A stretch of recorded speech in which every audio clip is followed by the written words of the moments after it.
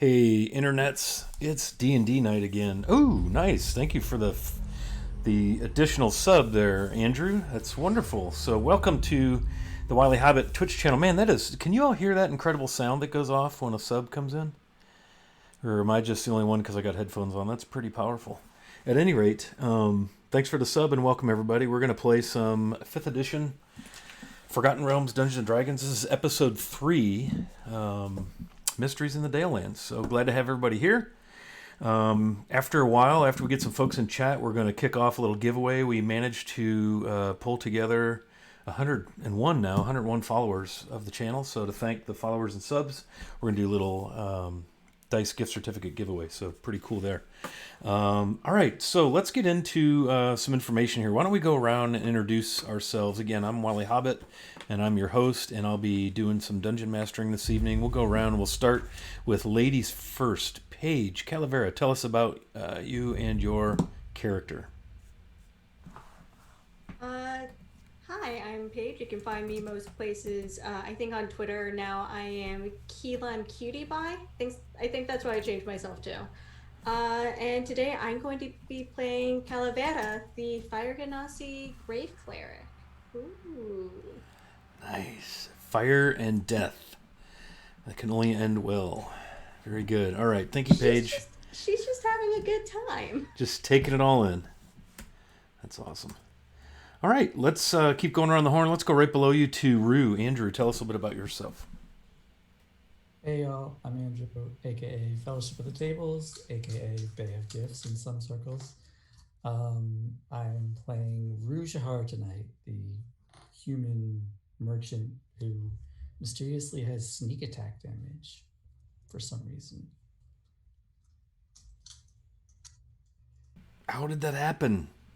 I didn't know merchants could get sneak attack damage. I'm going to have to look that in the background in the player's guide because I don't remember that being in there. Yeah, I'm on to you. All right, man. Very good. Mike Fragili, tell us a little bit about yourself, bud. You might be muted. You're muted. Well, some things never change. I'm Fragili. I am the follower of the Raven Queen. I am a warlock, but I may as well be a cleric. I revere her. She is my mother as far as I am concerned, and I am out to find every powerful emotion that I can to share with her, whether it's joy, anger, sorrow, jealousy. I'm bringing it all back to her. Nice. Little intensity there. Awesome. All right, very good. Let's jump over and across the bottom to Algernon. Al. Hi, I'm Manny, at Growed Up Geek on the social medias. Tonight I'll be playing Algernon Altano, a wizarding student, having a little study abroad, fun and shenanigans. Yeah, and a little angry right now. He's witnessed the ambivalence toward books and the malfeasance in the care of said books, and he's a little cranky. So hopefully he'll be able to kind of just deep breaths in and out. Yeah. I love it. You'll notice Ronvin is darkened in this evening. Vivacia is not feeling well, so she's going to step out tonight, but we'll catch her hopefully next week. So keep her in your thoughts. And let's go finally into the upper left corner. Circle gets to square. Gears, tell us about your character. Hey, I'm Dave Wilson on most social medias, particularly Twitter, to Wilson. I am playing Gears, International Mountain of Mystery, apparently. Excellent. Mystery. We like mystery. All right, I'm going to drop... Don't look, but there's someone standing right behind you. Yeah. I know. That is weird. I just dropped the Twitter information for the artist who did our character art that you see currently playing as a kind of a slideshow in the center square there. So I'd like to thank Rakole very, very much for some really incredible character art. So if you need art, and in fact, he is in chat. There he is. Good to see you, my friend. And thanks for the follow, by the way. So keep that in mind if you need really cool art.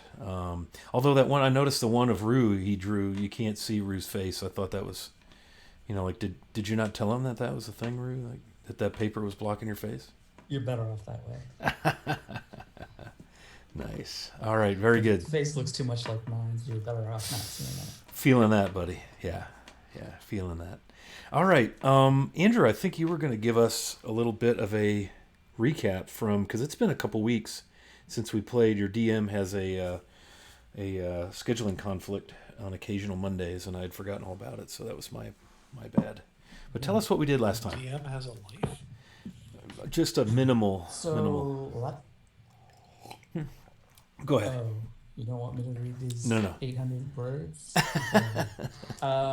So we started last time. We were in the keep investigating the Spurnick and what was the other guy's name? Tybeam, yeah. Tybeam, yeah. Who were formerly scribes and were caught forging some books belonging to the local lord. And so we were we spent some time investigating their scribe work area and their bedroom. We found some tunics in their bedroom hidden away with emblems that seemed to indicate some allegiance to the cult of the dragons, which they had altered in the books that they were forging, which was of interest.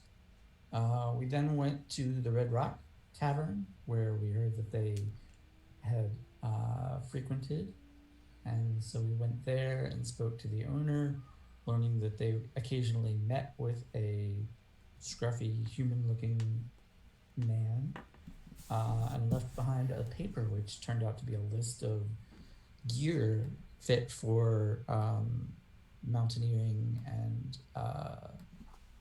some sort of venture into the mountains. So in the morning, we went to a shop called the Winding Trail, where we purchased very similar gear and charged it to the keep, which was fun.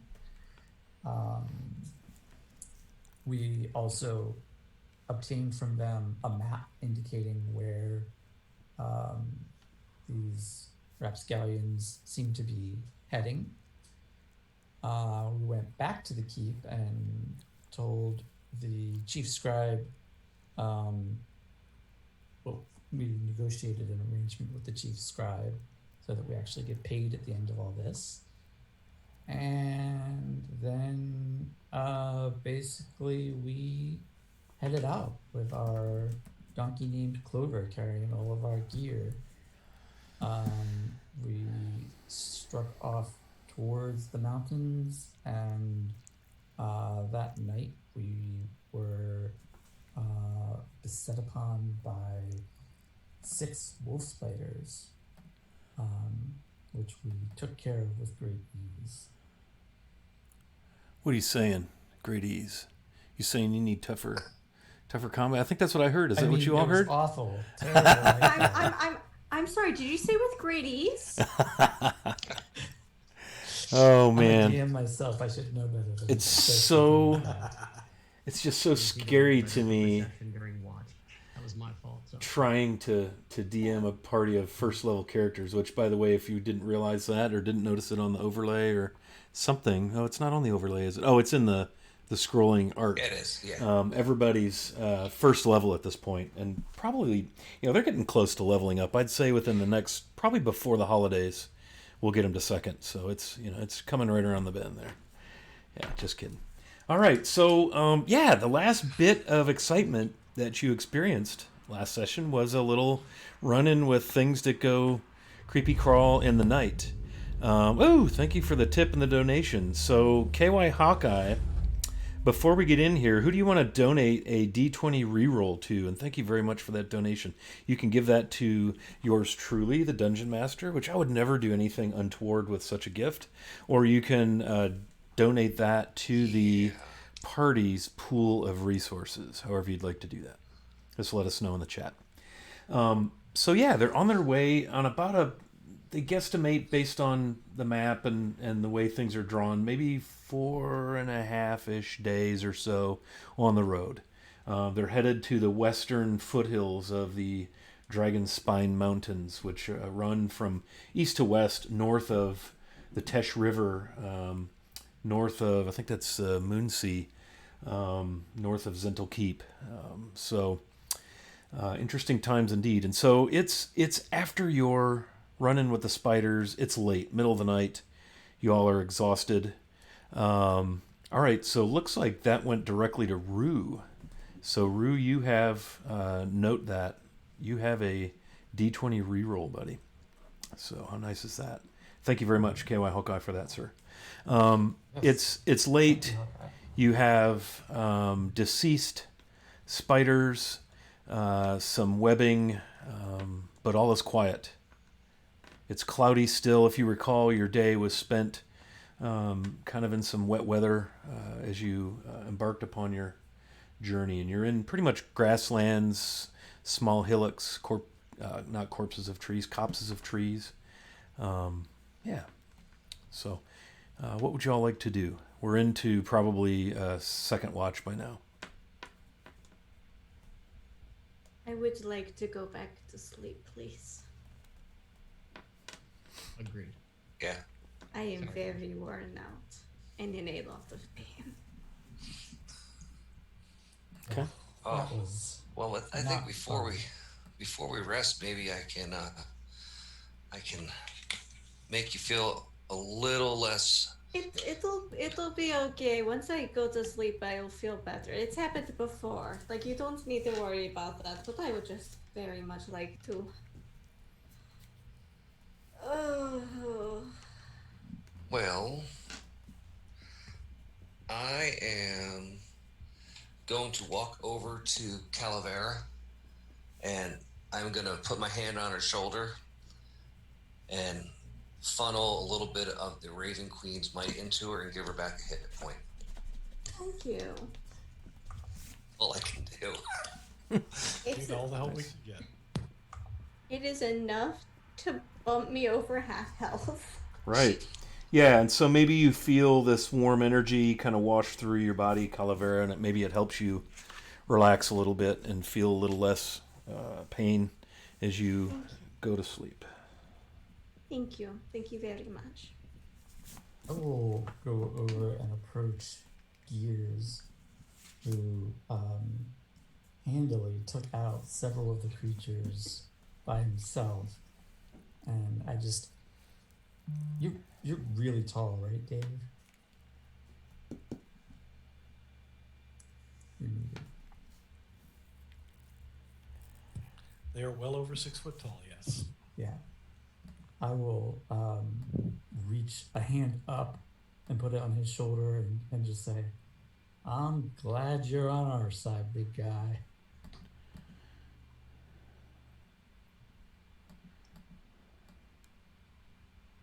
They sit back down and proceed to, with the watch. I forget which watch I was on, to be honest. I think your third watch with me. We're not watching yet, bud. All right, that's right. We're in the morning watch, so back to rest. Is there anyone else who looks seriously hurt who could probably deal with a little bit of healing? I mean, I took a mandible to the back. Gears doesn't seem okay. to be all that badly off. I can spare 2 heals for people right now. Who is? I don't know. Who wants some healing? I can throw that in. Save one for yourself. Yeah. Save them. We are okay. I am okay. Are you sure? Multiple of us took mandibles to the back. I'm okay. Let's just save it. Please God, let us get a long rest. I mean, I wouldn't say no to a little bit of healing. That was spiders do not grow that big in the city. I'll tell you what.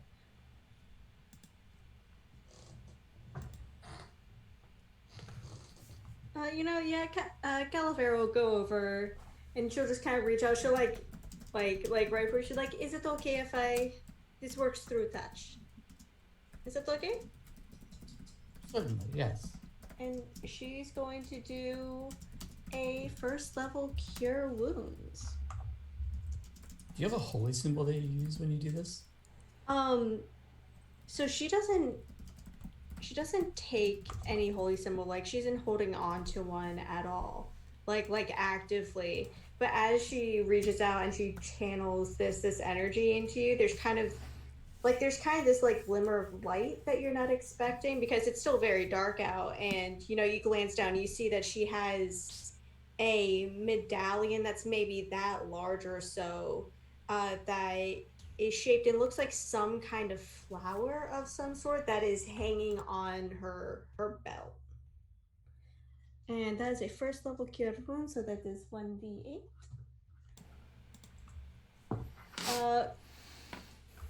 That is going to be 4 HP. Well, thank you kindly. I much appreciate that. Of course. Should be able to at least get to sleep more easily now. Okay, does anybody recall who is on second watch? I know Al was on first watch with somebody. Ronvin and I were on Ronvin, watch. okay. And you all are now able to rest. And so it must be Fragile and Rue who are on second watch. Yeah. Is that right? Yeah. For me. Yeah, So that sounds right. I assume since you're on watch, you're probably watching. I don't want to railroad my characters into anything, but I think that's safe to assume. So if you would each provide for me a what do you call that, perception roll, I would be much appreciative. It's quiet. It's the cloud. You can tell the ceiling is low. The clouds are down. It's starting to get a little misty and damp, and it's pretty quiet out. You want these rolls all at once or just the first watch? This will be for your entire watch period. So just each of you hit me with a perception. Well, I'm right down the middle. I'm at 11. Okay. Tablet music. Andrew, how did you do? 23. 23. Okay. So for Geely, you're just hanging out like, man. I am not going to get surprised again. You know what? I'm grooming Clover as we do this. That's why I'm down Yeah. at 11. Brushing the mule. Very nice. Good. Yeah, and she makes mule sounds. I don't know if mules nicker or not, like a horse would, but she seems to be very pleased with your efforts. Kind of stamping a hoof here. I'm gonna and there. make the same sounds back at her. Yeah, she'll turn around and look at you when you do that. Puzzled. Yeah. Yeah, very nice. I imagine I'm watching this pretty closely. Yeah, and you're noticing. Just standing watching the back and forth. You're noticing, Rue, the wind that was driving the rain earlier today has dissipated, and it's just quiet. There isn't a movement. There isn't a twitter in the branches. It is dead still, just absolutely dead still. And that stillness, the only thing that really changes during your watch is the thickness and volume of the mist that's now kind of gone from mist to maybe more like fog. And it's interesting because you've chosen kind of a higher place to set up, your camp. And so if you look down off the hill you're on, it's quite thick down there, and it's just kind of it looks like it's just kind of making its way up the hill. But beyond that, it's pretty darn quiet. And that really brings your watch to an end. So you're able to rouse your next watchers and take your turn asleep. Wake up, Gears. It's your turn. Okay. Gears rises up smoothly. Glaive at the ready. Not going to get used to that really quick. Like the Prince of Darkness. Yeah. And, Silhouetted. Ronnie was on with Gears, is that right? Or, Nope, it is me. oh, Calavera. Calavera. Yep. Calavera, yes. Assuming that she wakes up. Okay. Yeah, She I will- does. It's like a nasty bite there. You go to wake her up. She's just Oh, dead. it's dead. Oops. Her cell phone Delayed goes off. effect from the poison. Yeah. No, I will wake her up and say, you feeling like you can take a watch? You gonna be all right? I'm feeling much better, actually. Thank you for asking. Just kind of slowly waking up. Definitely didn't feel like enough sleep. You're just kind of like, tired. Okay. Go ahead. It'll be enough. So, as you two settle into your watch, I'll have perception rolls from each of you as well. That would be most appreciated. You awaken to a mistier, foggier setting than when you went to sleep. Yeah. 17 for Gears. Okay. Got a 15 for Calavera. Yeah. It is surprisingly still. Again, it is the early hours now. You have the dawn shift, right? So before long, it'll be starting to the eastern horizon will be starting to brighten ever so slightly, but it is still, and it is really, really dewy. There are some trees around your hill, and it's so dewy that it's actually dripping from the trees. Everything that's able to absorb water has gotten really damp, and it's just wet, but it's quiet. I mean, it is still, and you're confident that if anything were to be approaching, if it were touching the ground anyway, not like a beholder, for instance, it would just be floating. But if anything were touching the ground or walking towards you, you're confident you would hear it because it is so still. You can hear the breathing of your four companions as they lay in well-deserved, well-earned slumber. And your watch passes very, very uneventfully. The sun starts to, you get this very faint gray in the eastern horizon. It's so misty, fairly dense fog, and cool for the 20th of Flame Rule, which is the 7th month of the calendar. A cool morning. Thanks in no small part probably to this heavy mist fog that has descended upon your campsite. But the sun is coming up, and it's it's going from really, really dark to kind of this depressing drab gray, but it is not raining, so that is an upgrade from yesterday.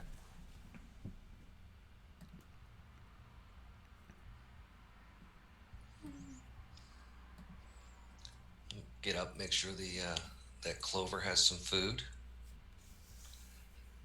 and I will. I'll probably. So we've had a long rest, yeah? Yeah. You guys got enough sleep and rest. That thing with the spiders didn't take, it's like less than 5 minutes. You all kind of came to, got bit and started stabbing and zapping things, and were able to kind of calm back down and get some rest. So yeah, you will all benefit from the effects of a long rest. So that's good news. I mean, not that you'll need it. I mean, I don't mean it in that regard. Good news, yeah. Some of us needed it more than others. Right, yeah. So refill your slots and your hit points and your whatever else you've got. And it is early, the 20th of Flame Rule. And you're all just, kind of waking up stiff, sleeping on the hard ground or whatever you use for bedroll. So it's morning.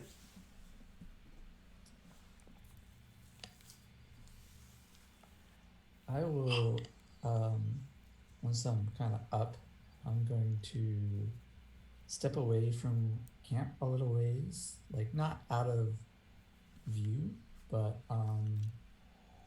just maybe 100 feet or so.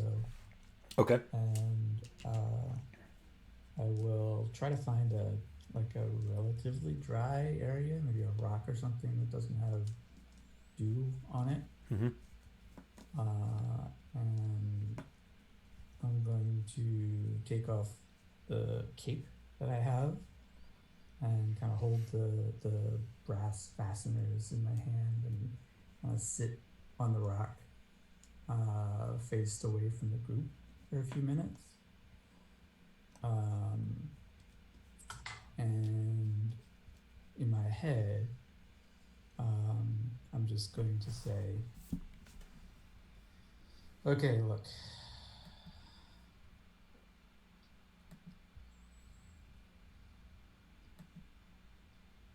I don't really know how this works, but I feel like,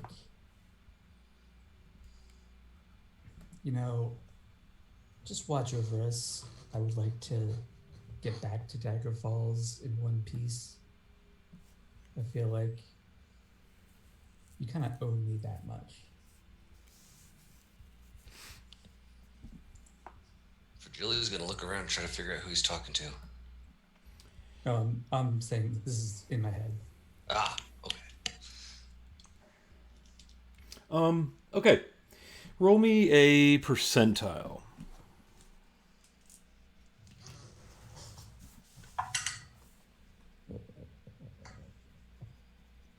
27.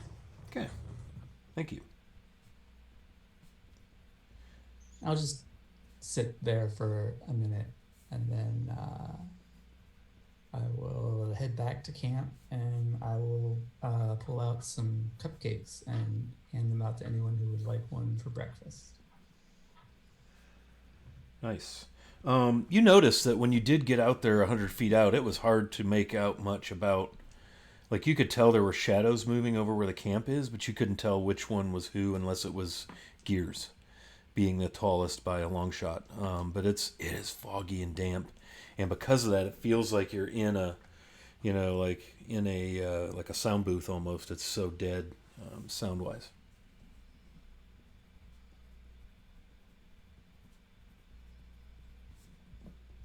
And y'all might notice, Calavera and Ronvin might notice that I have more cupcakes now than I did at the end of when we had cupcakes. It would have been 2 days ago. I was definitely going to take a cupcake. Oh, Calavera takes a cupcake. Yeah, Calavera, you're very familiar with these cupcakes. They're very good. You recognize these immediately as being from the Teshford Arms, the bakery, the Din's Dumplings, or Din's Desserts and Dumplings. Yeah, she very eagerly tears into it.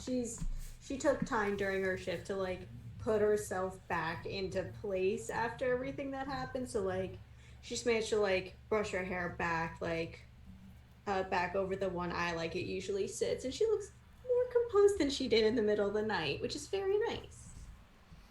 These are a kind of like a vanilla, the cake this time. It's incredibly moist.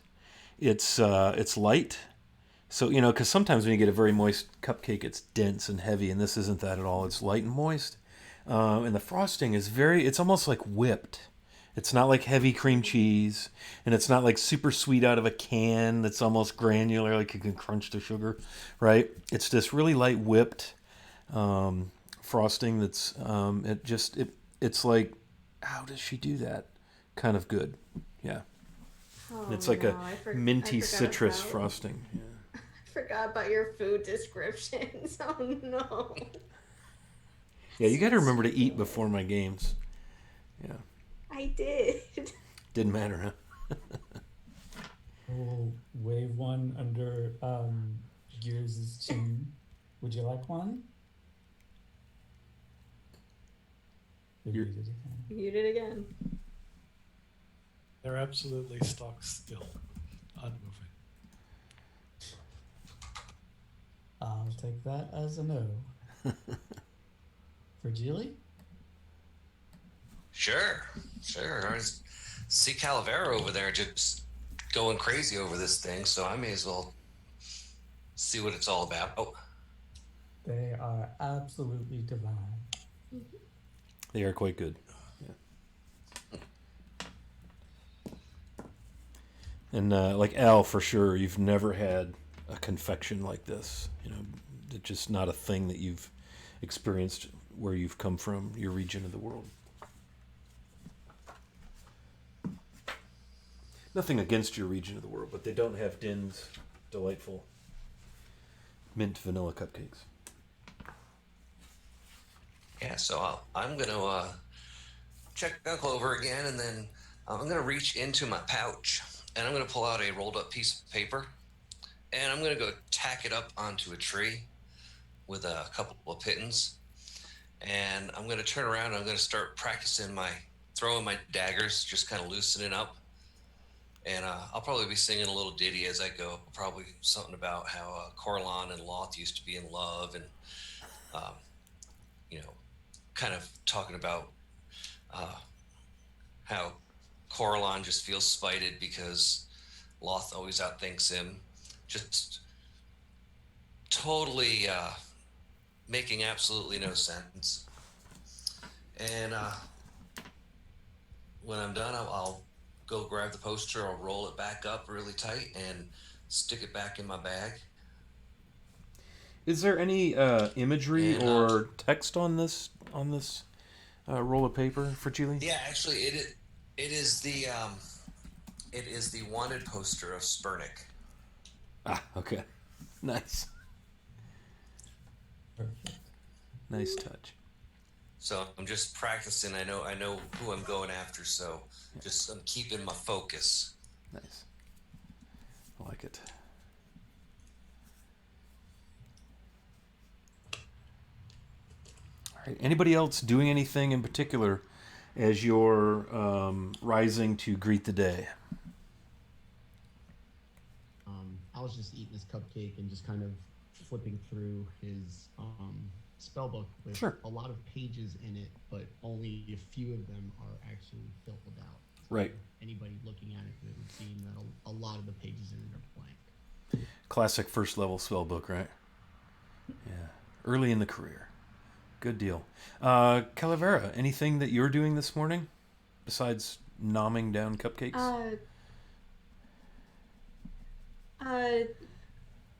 I mean, after she kind of takes a moment, goes through, like, make sure that all her stuff is sitting in her bag. She, like, takes each thing out to make sure that, nothing got damaged at all, like, during the fight or anything. And most of it's, just kind of normal adventuring stuff.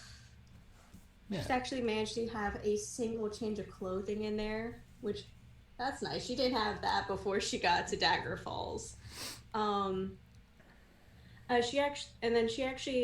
notices Algernon going through his spell book, and she kind of pauses and she'll kind of sits up a little taller, try to get a better look, and she goes, "Is it normal for that to have so many empty pages in it?" At one time it was completely full. It is my father's spell book. When I left Cholt, as soon as I stepped off the boat, the pages they all went blank, except for these few. This is all I have left of my father, and all of the powers that I have. And he looks kind of sad and reminiscent of his father. And Caliber just kind of there's the moment where it looks like she's gonna say something, then she kind of pauses to think about it, and then she just, is that something that normally happens with these sorts of books? Are you going to gain more as you get more power, I suppose? I find them. I'm constantly working, constantly learning. I learned them slowly. It would be easier having the guidance of everything my father had written throughout his life. Well, it is I am sorry that this was something that has happened to you. Um, but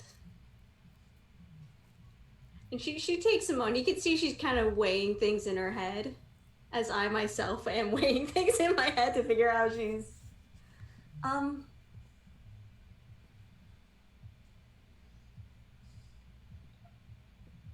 but Al's in isn't no it also? Al's in no way offended. He's Yeah. feels your awkwardness as well.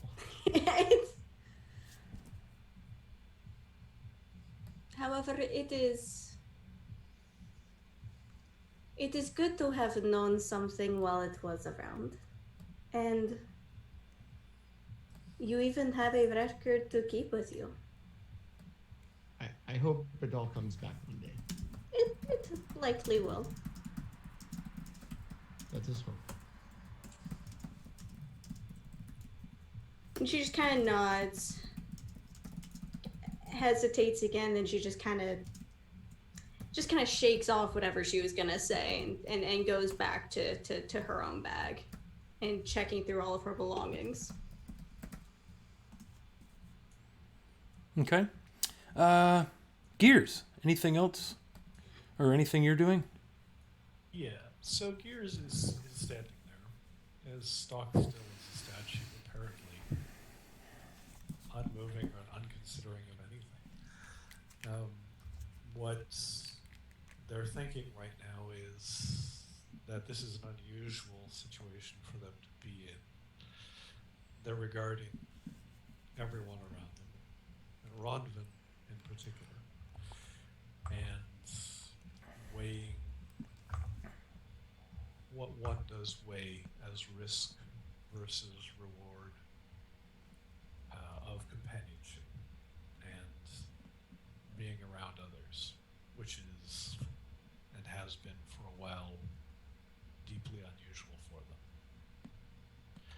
For the rest of the party, what you've probably noted is that Gears never laid down during rest.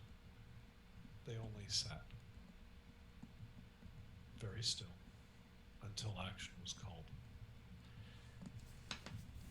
As they're contemplating this, they roll their shoulder a bit, where the spider bit feels better now. Not too much damage. They look around, look at the others, one to one to one to one, in turn taking them in and regarding them, weighing their intentions, their situations, Waves. and not really coming fully to a decision of anything yet, but just taking it in and regarding them as something other than a misformed batch of strangers thrown together by delightful circumstance. And they continue the extended watch into the morning as everyone finishes their ablutions, morning rituals, eating, preparing, grooming, what have you. Satisfied that, for now at least, they're safe. Excellent. Excellent. So, such time passes. I assume everybody does, as Gears said, goes through their rituals, their ablutions, and I assume that everyone kind of finds themselves at some point all ready to get back on the journey eastward toward the Dragon Spine Mountains. You've been on the road since yesterday afternoon. I think it was just after midday that you got on the road, so you've got a half day plus a sleep. And it's, I would say it's probably maybe 8 a.m. by the time you all get your bearing and your items together and so forth. You're just off, if you recall, you're just north of this this route that you're on, and it's not much more than a kind of a dual set of wagon ruts. It's not a trade road, which you would consider to be a main thoroughfare. It runs roughly along the northern side of the Tesh River as it ambles its way eastward. But it's fairly desolate out here. And you found yourself just, maybe 50, 60 yards off the track on this hill where you've camped. So you're able to, if you wish, able to get on the road and do your thing.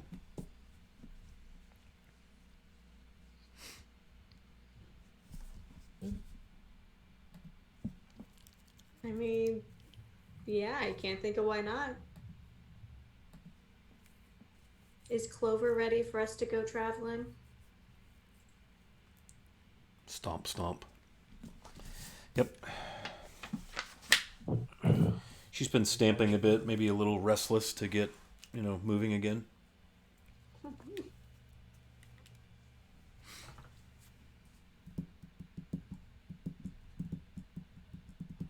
I mean, yeah.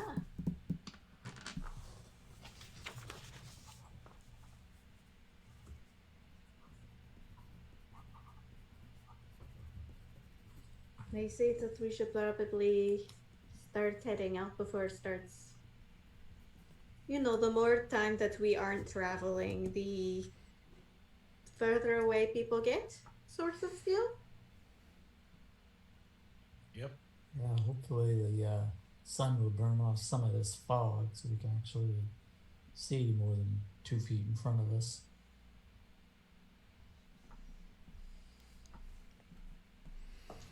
Okay, so you're able to make your way down to the road. Go ahead, Calavera. What were you going to say?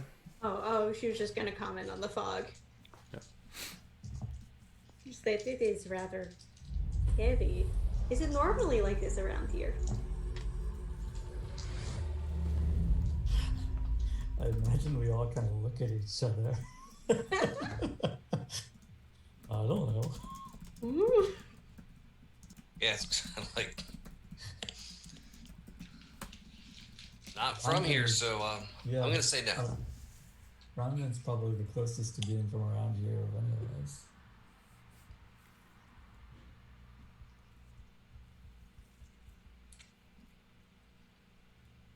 But I guess we get going and hope that it becomes less. Ronvin kind of chimes in that it does, this time of year, it can be a little bit foggy in the morning, but it'll probably be burned off in the next couple of hours, and it'll be a warm day if the clouds, roll out. It's, obviously being fog, it's like 100% humidity, so everything is just damp on you, a little clingy, a little heavier than normal. But yeah, you wouldn't have any trouble working your way back down the hill and onto the track and starting your journey eastward. It feels very at home in heat and humidity. Kind of enjoys it. Yeah, and it does Julie feel. does not. It does feel like it might be a little warmer already today than it was ever at its warmest point yesterday. And there is you know how when when it's sunny above the fog is just white. You can just tell it's going to be burning off. Yeah. Yeah, Fragile keeps trying to blow her hair that keeps sticking to her forehead and to her cheek out, and it's not working. So she finally reaches into her pocket and pulls something out and ties it back behind her head so that it quits sticking to her face. Yeah. And she's murmuring in a very manly voice about what crappy weather it is outside right now. It is. You can only see, and it's hard to tell, but you can start to mark as maybe a tree is off in the forward distance, maybe 150 yards at this point. But as you progress through the morning and move to the east, it does, as Ronvin promised, it does begin to burn off and lift. And by late morning, say 10:30, 11 a.m., you can feel the warmth of the sun as the fog starts to kind of dissipate, become patchy, become thinner.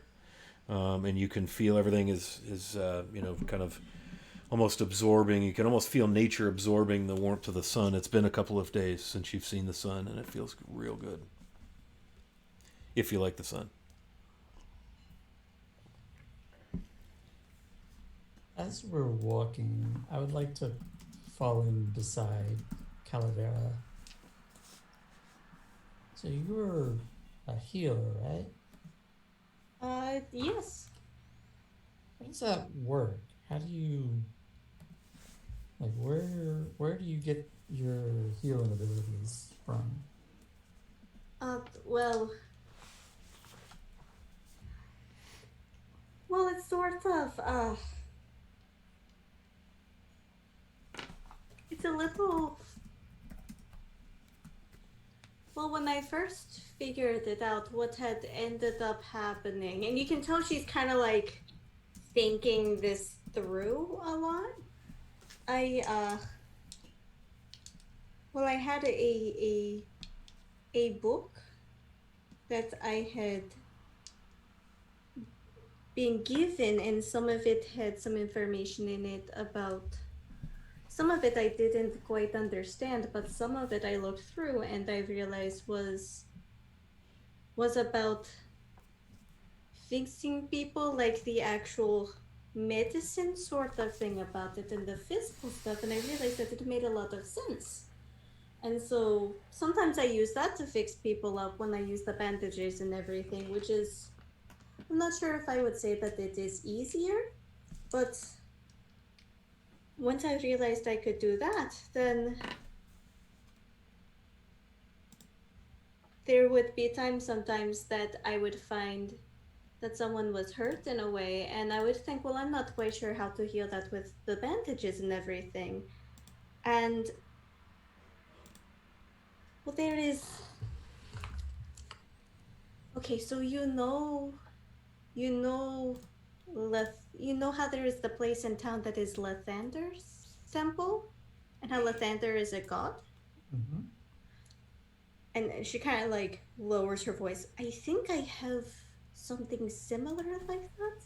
That sometimes I ask for help or to do something and then it works. And not all of the time, but sometimes it does. And healing little things is something that can happen easily. So are you praying when you do that? Not like they do in the temple. I went there the one time to see if they could use my help some, and they didn't seem quite fond of it because I was not praying to this Lathander, and well, I'm not quite sure why that was very important, but I suppose it might be a prayer thing. I'm still trying to understand it. I'm not. It took a little bit to realize it wasn't something that a lot of other people could do, but I'm not sure. I could just sort of do it. Well, that's amazing. That's quite the gift you have, without even, it sounds like, really worshiping any particular deity. It is. It is. It does feel like it is one particular deity, as you said, but I don't know much about them, honestly. Which maybe I should, but it's hard to find information on someone when you don't quite know who they are. It is something that I am trying to figure out. Do you ever try to pray to them or something when you're not trying to heal someone? A little bit, but I don't always get anything definitive back. Not always, but sometimes I get a lot of feelings. It's a lot of feelings in here about something going right or something feeling right or wrong. It is a lot of playing hot and cold. But it is not. I think it is okay for me to not quite understand yet. There's a lot of things that I don't really understand. She just kind of laughs at this, like it's an inside joke sort of deal. I don't understand half of the things. He just kind of gestures broadly at the group that half of y'all can do. I'm a pretty simple guy when it comes down to it. Well, I don't know if that's a bad thing. It's gotten me through life so far.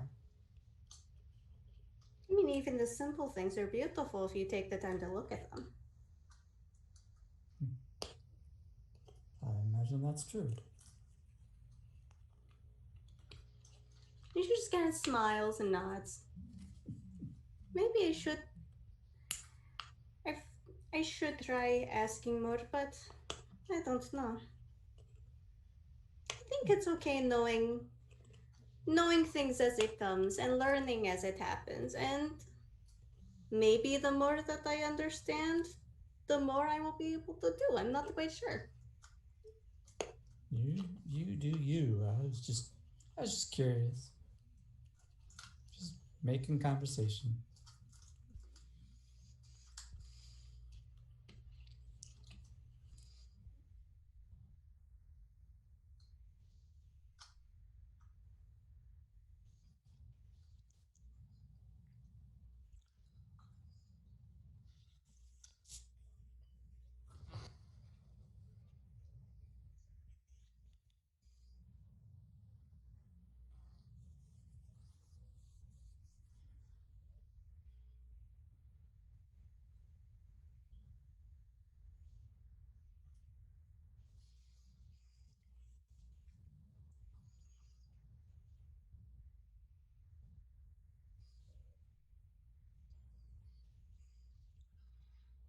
Well, I am on the side. I'm walking with Clover, and so I'll be on her right side as we walk down the road.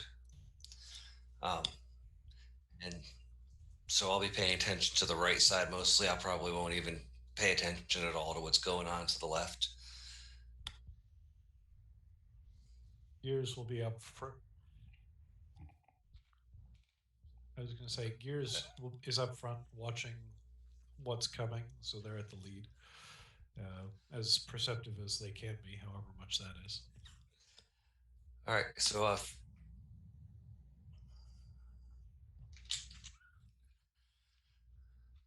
based on my perception roll, Fragile is apparently singing to herself again, and she is randomly picking up pebbles, and whenever Gear's not looking, she's going to be like tossing pebbles at the back of Gear's head, just trying to distract him, and then trying to look innocent as she does, because she rolled a 3 on her perception check, so she's clearly a little bit distracted right now. So Gears in the meantime, because this is actually a good thing, because Gears is obviously distracted and trying very hard not to be distracted, but is actually getting distracted, if you know how that works. Because I rolled a 4 with my +3 is 7, so not really noticing much except these damn pebbles hitting the back of my cloak. Everything is so different from what Al's used to, like climate wise and geography wise, that he's just kind of like constantly head around looking at like everything that is just so different from where he comes from.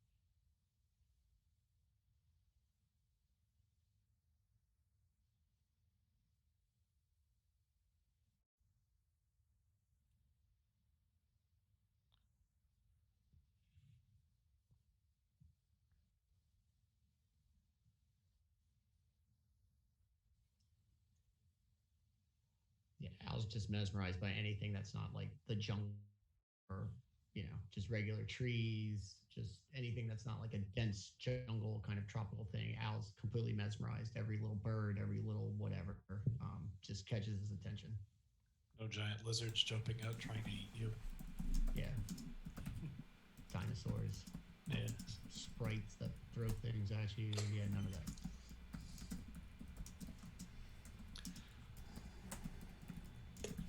So I would have Al give me a perception, since you're studying things and noticing stuff, and really tuned into the various different types of trees. A lot of deciduous trees, green leaf trees and full leaf. A lot of evergreens. All that stuff. Just very nice, pretty country. I got an 8, so I'm basically daydreaming, I guess. Yeah. Or maybe you're so intent on some of the detail that you're just not, aware of what's going on. Okay, good. I mean, not that there's anything going on, totally not. Yeah, that was worse than my 12. We're noticing nothing. Yeah, Group of bandits comes up, takes everything we own, and walks off. And we haven't yeah. even You noticed. didn't even notice, yeah. TPK, yeah. Didn't even realize. These really sharp blades, didn't feel a thing. Yeah. No, so you're fine. You're ambling along. It's all good. A couple hours pass by. It's gotten 3-4 o'clock into the heat of the day. Some of you who are maybe not used to this, who are maybe from the further north, might be a little.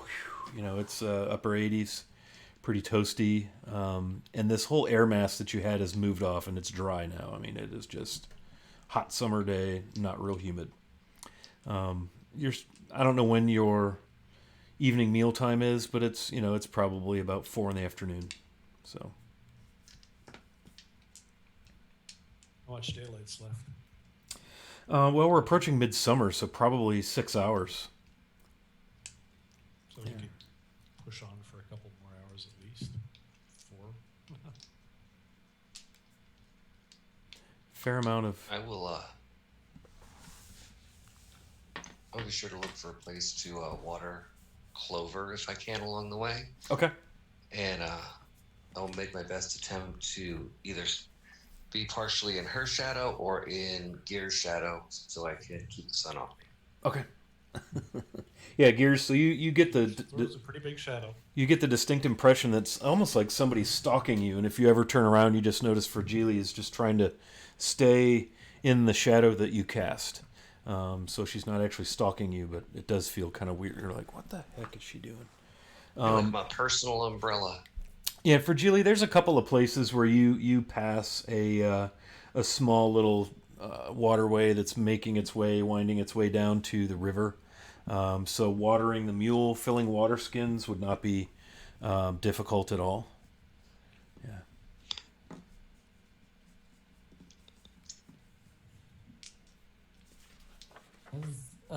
As the sun is kind of coming out more and burning off the fog and stuff, occasionally Rue just kind of glances up at it, and eventually he takes off his cloak and just put his cape and puts it away. Yeah. Yeah, but he definitely seems like he's enjoying the sun. Yeah, if you're a fan of sunny and warm weather, this is a day for you. Yeah. So, Gears, why don't you make another perception roll for me?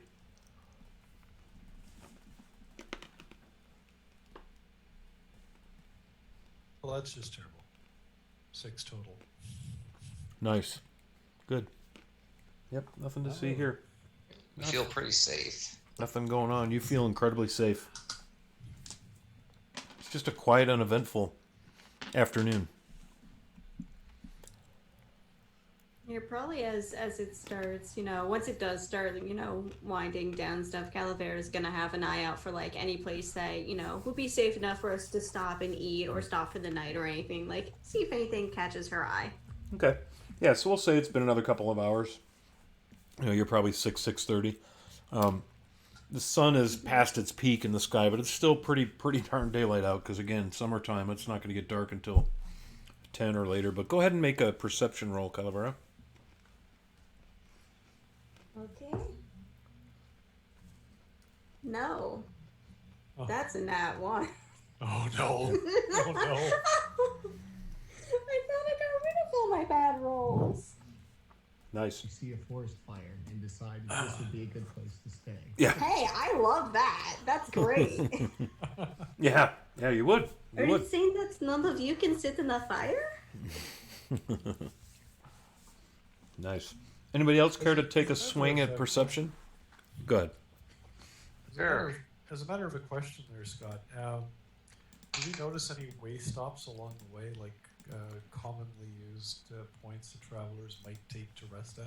Well, it's funny you should mention that. I keep asking for perception rolls, so in the interest of interesting narrative, I will say that you on the north side of the road, you notice that it kind of widens, and it's really you come upon this area that's trampled down and pressed down, and it looks like it's been trodden upon. And there's actually a couple of boulders that outline or mark what appears to be a path. And if you glance up that direction, sure enough, you notice there are some fairly large stones that you can see kind of standing up on the horizon up this trail. Weird that you asked me about that. Wiley, I also rolled perception, and I got a natural one as well. However, I'm going to use Hawkeye's reroll Okay. to try to actually see something. Okay. Well, I do not see anything. And that is a natural 20. Okay. Awesome. Nice. Ooh. Thank you, KY Hawkeye, man. For You 20, Yeah, seriously. for 25 total. you got us on the board for noticing something. Yeah, so what you see, the rest of the party must just be kind of absorbed in thought, enjoying a beautiful day, a nice walk as you briskly move along. But Rue, you notice this trampled down area, like maybe there's been people stopped here, a lot of people, it looks like a well-trodden trail, and it's probably 3 could walk abreast. And this trail goes up into, up the base of this hill and up, and just maybe 100 yards up, you notice what looks to be an arrangement of stones. And I say arrangement because it doesn't look just like random rocks. It looks like stones have been placed. And by stones, you would guess from where you stand, they got to be all of maybe 8-9 feet tall. You can see maybe, 4 or 5 of them. They look like they were placed there. They don't. Yeah, they don't look like just random kind of rocks laying around. I mean, they look like they're in some kind of arrangement. Just doesn't look like nature to you. Al's gonna kind of run up ahead. This kind of thing seems like something that'd be intriguing, and if it's obvious that they were placed here, then the reason why is going to be intriguing to me. And just kind of look up at it and see if this kind of ticks any bells, like a religious order or maybe just something that people would know about. Mm-hmm. Yeah, if you want to roll a religion, Al, that'd be fine. Maybe you kind of see Rue looking and the group kind of stops. Oh, yeah, what are you looking at? Yeah, 21 definitely for figure it religion. out. 21 for religion. Yeah, so Al kind of walks up beside you, Rue, and you look up there and you see the path. And in fact, both of you can see that there have been booted feet. You see horse tracks. So you can tell that this has, been trodden even since the rain. But it looks to you, Al, from where you are, like nothing more than some, unnatural arrangement, like a rock formation, or that the stones have been arranged in some way. But from where you are, almost 100 yards out, it's hard to make anything, make sense.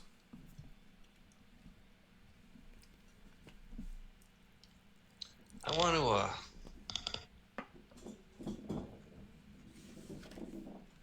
I'm wondering, if any of this stands out? Didn't we read?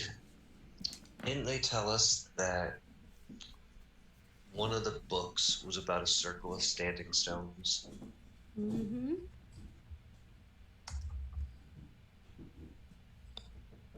Could this be that circle of standing stones? And if so, what is it? I don't know if it means anything. It feels kind of weird that we we're told about a book that had stones in it, and then we run into stones. So, you Al, guys remember anything? does this look similar to what you read about in that book? I don't know. I don't know if I actually looked at it. Sorry, that was directed at Al. Yeah. Uh, it all it says was circle of stones in this general area, so maybe the description about it wasn't too in depth in the books, right? Not incredibly, no. It was more like a very just a brief entry about this strange sect of druids that, the Circle of the Scale, I believe they called it. Maybe if we get closer, we can have a better look. Inscriptions, anything on these stones.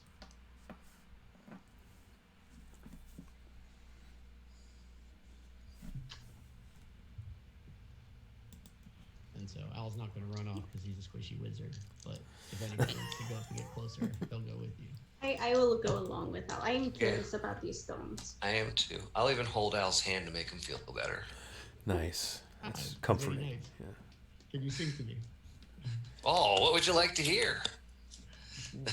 Whatever your special Good. friend tells you to sing. So as they move forward to investigate, I'd like to kind of take Overwatch. So find some spot where I can have a good view of the circle and Okay. like the surrounding area. Okay. The circle is in, not unlike your encampment on the evening before. The circle is in a kind of a high point. It's not the crown of a hill, like Weathertop in the Lord of the Rings movies, but it's on a higher flat. So the circle itself is really an excellent vantage point. Everything else is kind of looking up at it, if that makes sense. A little bit of a kind of plateau, high point. Is there anything? Are there any like benches or anything around the circle, around the stones? Not that you can see from the road where you are. Again, about 100 or so yards away. Okay. Then I'll just trail behind them 30 feet or so, and I'll have my bow out and just keeping an eye open. Okay, yeah. And I'm going to let you just ride that 25 perception, just because you kind of picked up on everything and you've been looking and you're just kind of dialed in visually with what's going on. Yeah. There's a few trees here and there, but nothing, there's not a lot of cover beside where the stones are. So you all are going to make your way up to the arrangement of stones. Is that what I'm hearing? Yeah. Okay. I would like to see them. Yeah. So you can even lead Clover up there. It's like I said, 3 people could walk shoulder to shoulder up this kind of trail. It's more like trodden grass, and some bare spots. But yeah, you make your way up there, and as you get closer, you're able to see, and you come up in elevation. You're able to see. It's sort of an arrangement of 4. I guess you'd call them pods of these stones, and the stones are actually closer to 12 feet tall once you get up there, and they're kind of this gray, very weathered material. They look like they've been there, since the dawning of time. And they look to be fairly thick, like the closest first pod there. They're probably 18 inches thick and maybe 3.5 feet wide. They're huge. And they're in kind of these 4 pods, and each pod would be kind of a semi-arc with the 3 stones standing side to side with a little, maybe a couple 2-3 feet between them, arranged in a little bit of an arc. And as you get up there, you notice there are several campfire sites. You can see where people have camped or had fires. Nothing's burning, nothing's smoking. And you can see plenty of footprints, both horse and mule and humanoid, small to medium. Yeah. And you can see down, if you turn around, you can see down the entire approach up this kind of this track that comes up here. You can see the river, just a beautiful blue ribbon kind of winding, clear day. You can see the mountains just a little bit better. Yeah. Virgili will tie off Clover. Okay.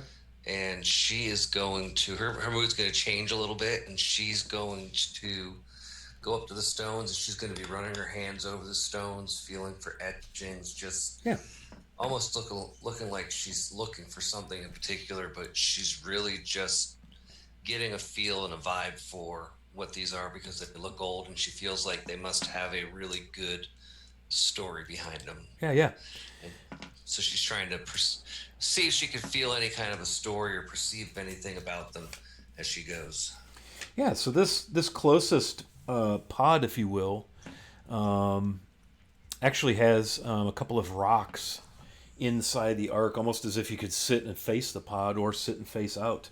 But you have no trouble on the center stone seeing an etching, a carving in the stone that looks like a kind of a moon, and it's going to appear on stream here shortly. I just kind of revealed it, but it looks like a moon with a kind of a half circle beam around it, some sort of a symbol, and it's etched, like carved, tink tink tink tink, chiseled into the stone, and it's weathered like it's been there a long, long time. And again, there's a couple of sites where there might have been some fire made at one point, and it's all very trodden and trampled up here. I'm going to ask Calavera to come over and take a look at it. She comes over. She had stopped to just look at the gorgeous view from up here. Is there something here? I don't know. There's some symbol up here, and it feels more divine-ish or I don't know, worshipped oriented than it does arcane for some reason to me. It looks like the moon, and I don't know. I thought maybe you might have some insight into what it is. Oh, I don't believe I do. No. No religious symbols look like that? Well, she kind of takes a moment to think, and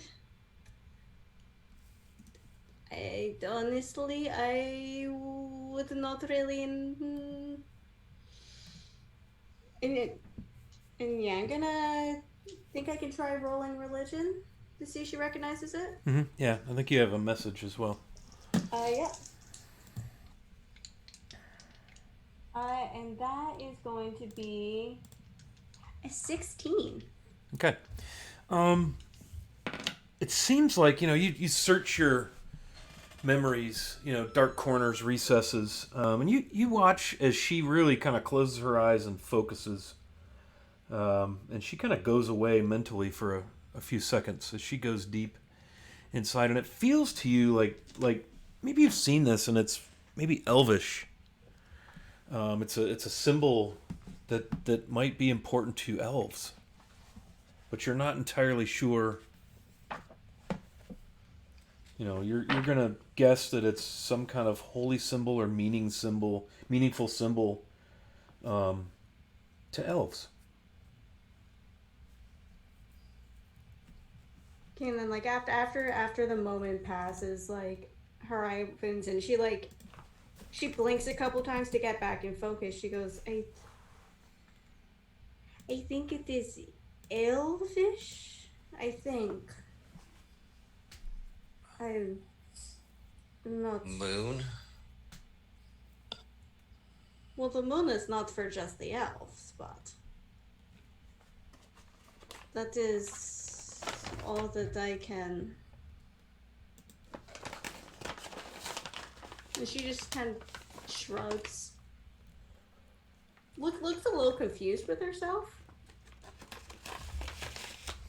There's no coloring or anything. It's just all carved into the stone. I want to know if maybe I can boost her score, maybe aid her a little bit, and I don't know how that would work. How aiding is it? Adding a die 4 if you're helping somebody? Normally it grants advantage on most skill checks.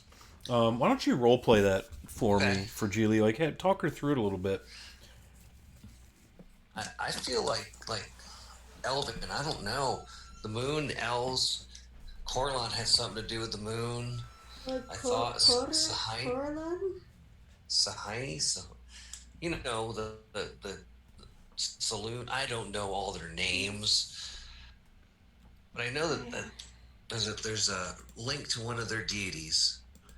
Are any of our no? We don't have any elven friends, do we? I yeah, I really feel like this is designed for one of their main gods, and so I don't know if that helps her any or not, but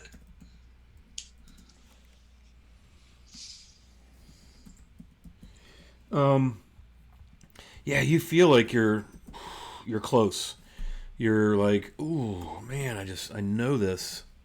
You might even consult with your Zoom chat messages, um, but you really do feel like you're pretty close here. I'm really not certain. I don't know.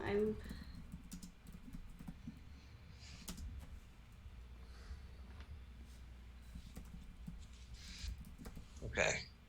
So I think that it is Sahai. How do we say her name? Sehanine, Sahanine Sehanine, maybe. Moonbow. I think that's her symbol.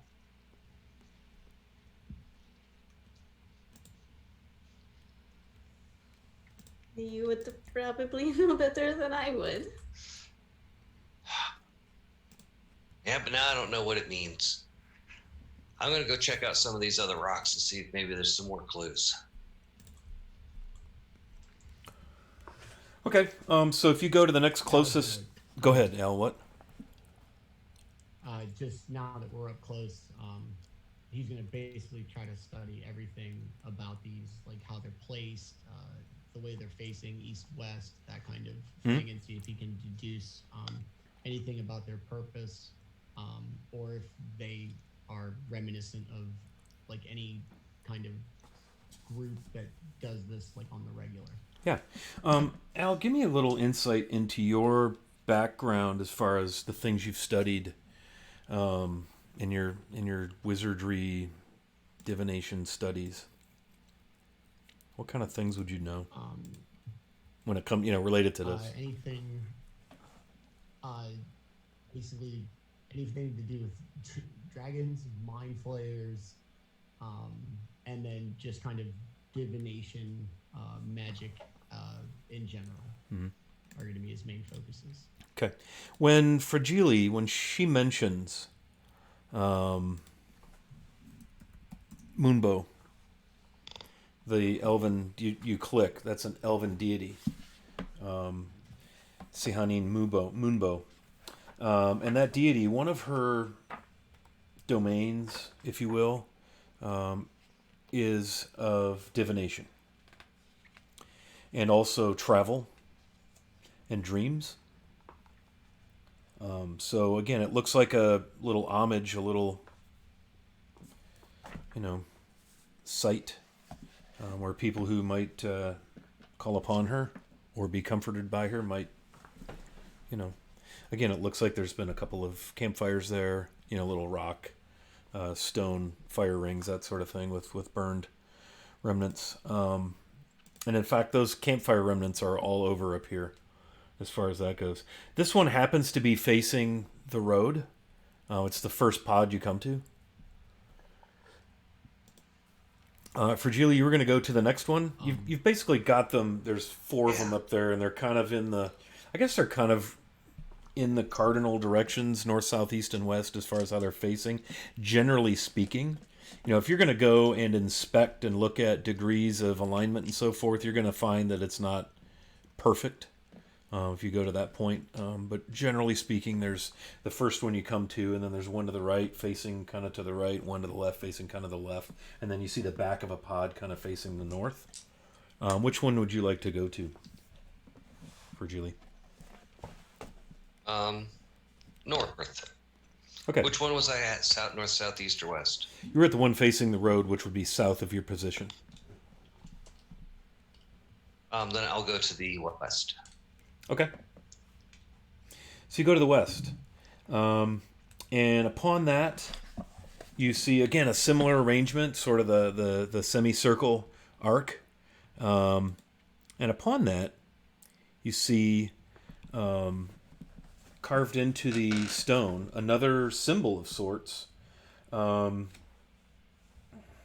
I at here? And it looks like it's a coin that's been carved into the stone, and it's a coin that appears to be kind of face up, like the head's side of a coin. There's an image of a humanoid face on the coin. And if you look around again, there are the little fire rings and things. And on some of the rocks and stones, there are some items, items of chance, like dice, sticks of various length. Little items that you would associate with gambling. Oh. Fragile will like probably touch every one of them, but not move them at all Okay. because somebody left it there for a reason. So it would just be like kind of more of a respect thing versus a trying to take it. I'm not Right. trying to take anything. I'm just trying to like Roll whatever that was put there for. roll investigation, if you would please.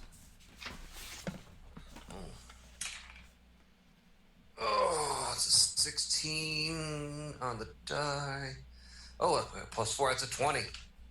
Okay, so as you start to look at this, again, it looks like dice and little bones and things. You've been around enough to know what simple gambling type things. Maybe some pieces of cards that have kind of been rained on and curled up, and things like that. But they're a lot of them happen to be arranged on kind of this very flat stone that's close to the ground, and you can see where the ground is really worn around it. It almost looks like a little gaming table has been, it's been used by people to play games of chance. That's what you kind of make out of that.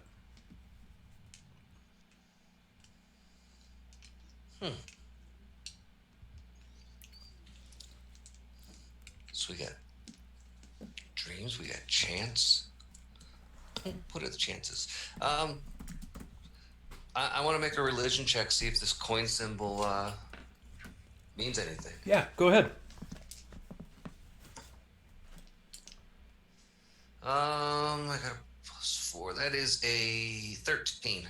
Okay. You're aware of a couple of holy symbols that are represented by a coin. This one, when you think of coin, you think of gambling and such. Tamora comes to mind, the goddess of good fortune. Many people who rely on good fortune, rely on chance, rely on those kind of skills. Gamblers, sometimes even merchants, probably worship this deity. I'm also going to assume that my compadres have seen that I'm investigating the stones, and I don't know if any of them want to check out the other stones while I'm doing this. I'm gonna go check out the north stone. Okay. Yes, by all means, please, all of you, feel free to dig in and RP to your heart's content with this. Yeah. I mean, Gallagher will try which one's the one that hasn't been looked at yet? The east. Al's going to look at north. East also has not been explored yet. She'll head over to the east one. Okay. I'm going to go with Al first, if that's okay, since he spoke up. And who else was saying something? Sorry. Oh, I was just gonna ask, what is Gears doing while they're doing all this? Because Rue is just watching all of you. He's watching around, but also watching the Right. 5 of you. Gears is pacing nervously in the middle. Maybe not showing much in the way of nerves, but just pacing, following each member as they go, watching to see if something untoward transpires. They are not intellectuals, they're not interested or evidently interested, just keeping I think- watch as well. Are Okay. they watching the other 4 or like around? No, the people of the party. Okay. They're watching the people of the party. They're very within the circle focused. Okay. Very good. Rue, anything else there? Satisfied with that? That's good. Okay. Al, so you're going to go to the North Stone, you said? The North Pod, I guess? Yes. Okay, very good. So you come around, and as you approach it, it's facing north, so you have to kind of walk around it, easily enough accomplished. In the center, between all of the pods, these pods are no closer than probably 40 feet from one another. There's a big, they almost create this kind of courtyard-ish kind of thing. Again, fire rings, footprints, bones, signs of maybe meals, camp, that sort of thing. Are here and there. It's mostly picked up and sort of groomed-ish. But yeah, you go around to the north face of the pod, and you see again the 3 big stones there in kind of a half arc, and there is a kind of a, I guess you'd think of it as a large bowl, a stone bowl that's fairly deep, probably more than a foot deep, and probably 3 feet across, sitting on a kind of a block of stone that looks like it's been cut. And in the bottom of that bowl, there's liquid. Looks like a bowl of water. If you want to roll investigation, there is also an etching on the stone. In the center, the largest rock. And again, these etchings are large. They're bigger than your head. I mean, they're meant to be seen. Go ahead and roll me a investigation, Al. That's a nat 20. Okay. So you've got this carved bowl. It's nice. It's not ornate or fancy. It's just a nice, simple carved bowl. There's water in it. And you can see various spots where the water has been higher and it's kind of evaporated. And down in the water, there are a number of what look to be copper pieces, copper coins, laying in the pool of water. Etched upon the stone facing north is another coin. But this coin is more, it's an upright, like it's standing on its end, like it's got that 3-dimension kind of etching. And these etchings, by the way, are all very nice, well done. They're very clear what you're intended to see. And then this etching, you notice the visage is a side view, a profile view of a woman with flowing hair, and she's facing, her profile's facing to the left. And you see... Do I? Go ahead. God. So there are like coins in this bowl, and I'm sure that it's water. It's not just that it appears. Well, it sure looks like water. You haven't done anything to determine exactly what it is, but it does. Got it. It's relatively clear. It looks like it's been out in the water. Are all of the coins in the bowl identical to each other? Are they local currency? It's hard telling, honestly. Or are they kind of special one-off coins? It's hard telling without Oh, Jesus. getting a closer look. That's it. Go closer. All right. Yeah. Yes. All right. Yes. All right. I'm gonna bite. All right. I'm gonna go ahead and reach into the water. Yeah. And pull out the coins to see if just to see what's up with the coins. Yeah. Okay. So you grab and you see, and I don't recall the names of all of these coins, but you've seen some of this coin in Neverwinter and Waterdeep, and I believe those are nibs, copper coins from those communities. You see unfamiliar copper pieces. They all look to be like minted coin currency. None of them bear any resemblance to what's been etched in either of the coin stone faces. They look like money. Various sizes. I want to say maybe the Waterdavian nibs are triangular, if memory serves. Maybe a hole through the center. Something like that. All right. Well, after he discerns that they're actual currency, he's gonna put them back in the water, but not like actually put his hand in the water and drop them in as gently as he can without touching the water again, just in case. Yep. Yeah, and you don't get any. I mean, your hand gets wet like it would if it were water. You don't get a acid burn. Nothing grabs you and pulls you into the bowl, and nothing cool like that. I'm just not that fun of a dungeon master, I guess. It appears to be a bowl of water with copper coins in it. I'm going to cast Prestidigitation to create a coin, just like one that I saw out of, I guess I'll take the Baldur's Gate coin. Okay. It'd be one that I recognized. Yep. And there was probably a couple of those in there. Yeah. Take like a step back and drop it into the water. Okay. Just to see what would happen. Yeah. Yeah. So you do that, and it plinks in the water like you would expect, a little splash, and falls to the bottom. All right. Well, nothing bad happened to me. All right. So yeah, he's just gonna kind of keep looking and keep an eye on everybody else who's investigating stones to see if any of them trigger anything that he knows through studies or symbology, I guess. You could make a religion check on this. You've already nailed investigation, so you've gleaned everything there is to be found there, at least to the best of your That's a 5. satisfaction. I mean, if you had to guess, this is probably another holy symbol to a deity, something to do maybe with money, but you're not sure. Nothing, specific comes to mind. You're not even sure you've seen it before. Maybe you're a little confused because there was that other coin etching in the other stone that Fragile was looking at. Okay, let's go to Calavera. You're in the pod with the stones facing the east. So you go over there and you look, and again, little remnants of fire and camping and so forth there. And you look, and sure enough, there is a symbol etched in the face of the center stone. I'm going to drop it in the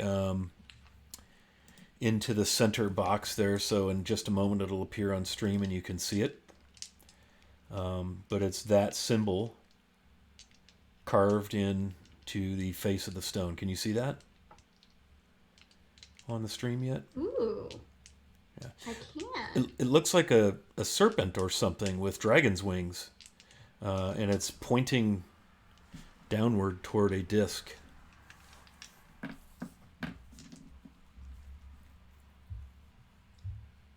Is there anything else around this area? There are some rocks, presumably for sitting. They're large enough to be sat upon. You want to roll investigation? I would.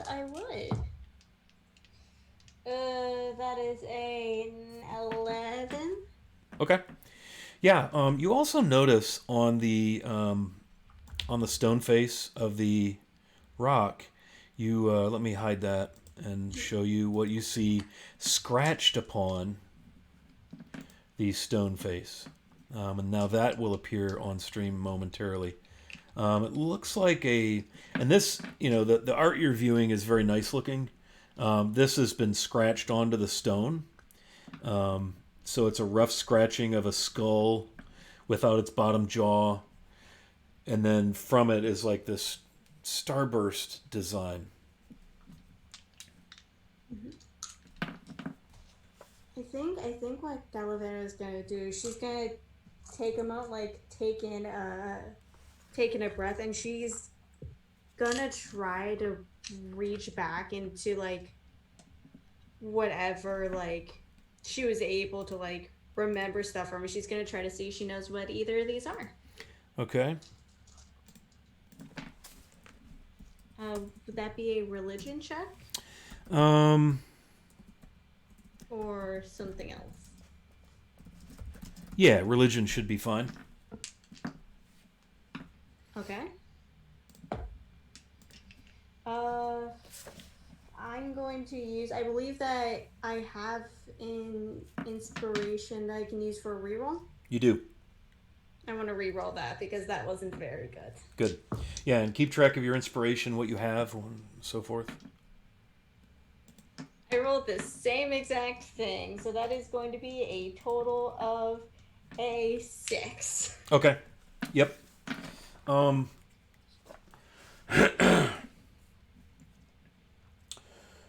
This scratching seems weird to you.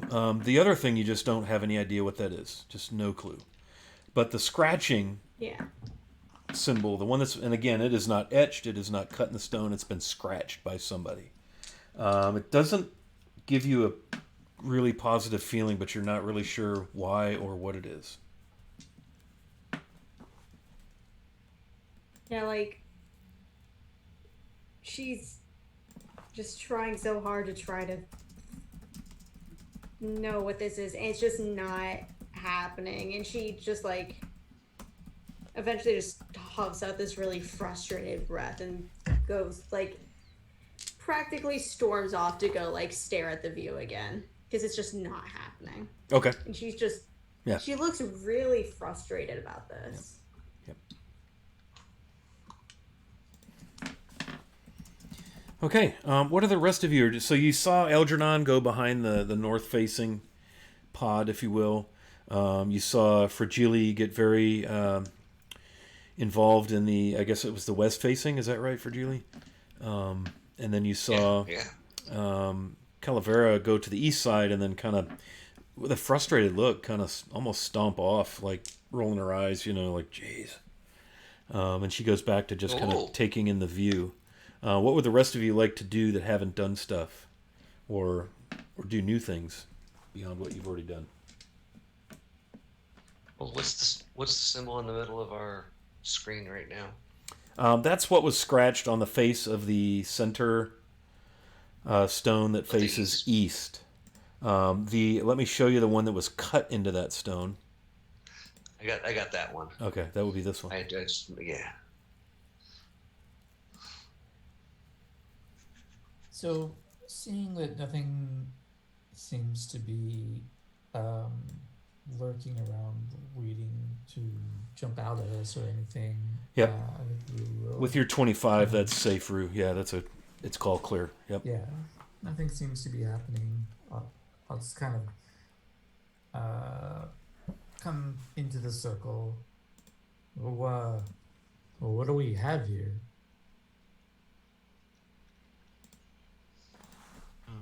Al explains to him, Rue's always been cool to him this whole time since they've known each other. And Al explains everything that he just kind of discerned, even as far as like the coin thing not turning out. And just, it appears to be stones that we just do not understand. No one went to the North Stone yet?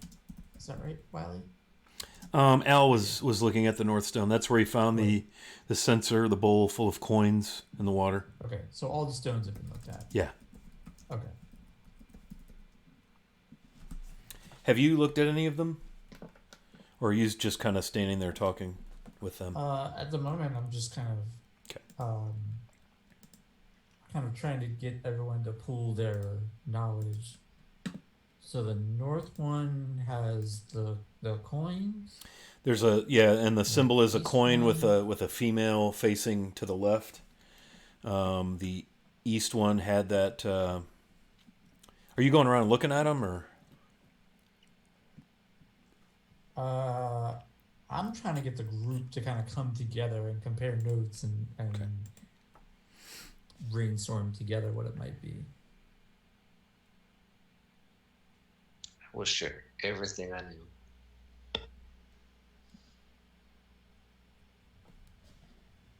Which is not a whole lot so far. Yeah. Just so we have.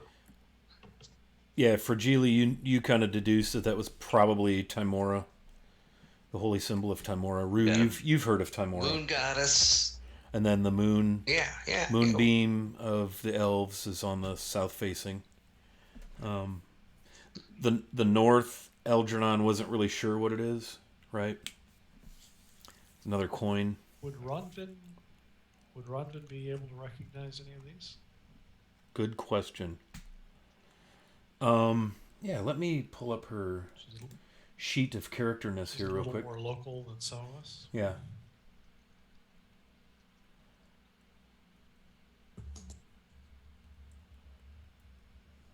Let me do some things here. I guess if nothing's really coming to mind, then I will take a trip, slow, just walking around the whole thing and looking at each picture, Okay. Yeah. Like, each stone. I almost just to see envision if maybe if Fragile anything's pointing out useful. what she's learned about the south facing and the west facing.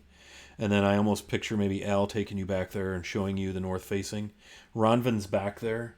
And she smiles when you get back there and she's like, oh, okay, I've seen this before. Merchants coming through Mistledale. This is the goddess Joaquin, goddess of trade. That's what this is. A lot of her worshippers will throw a coin into a pool or barrel or bucket of water, body of water, at sunset to pay homage. She blesses trade and knowledge. That's what I think. And then Rue, as you look at the eastern facing one where Calavera was, you see what I have showing on the stream right now. And then you see, I'll show you that other one here real quick. Let me get that one up for you here, bud. That'll take just a second before it appears.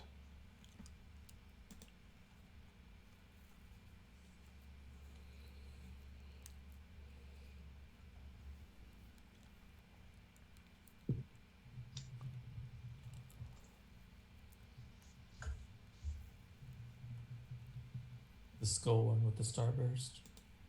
Yeah. Yeah. And then the one before, you saw the one before that, right, with the snake? Yeah. Did you get my message? Oh. No, I did not.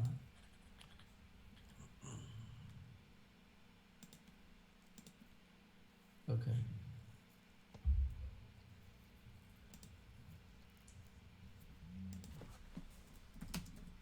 As Gears is looking around, do they recognize particularly that scratched symbol at all, given on where they've been recently? Roll me a straight intelligence roll, Gears, to see what you can recognize on the east-facing rock. 11. 11. Okay, I'm going to type in Zoom.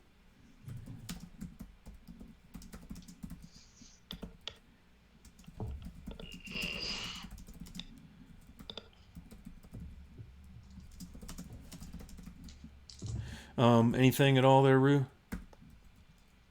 I think he just kind of stops and stares at the east-facing stone for a minute.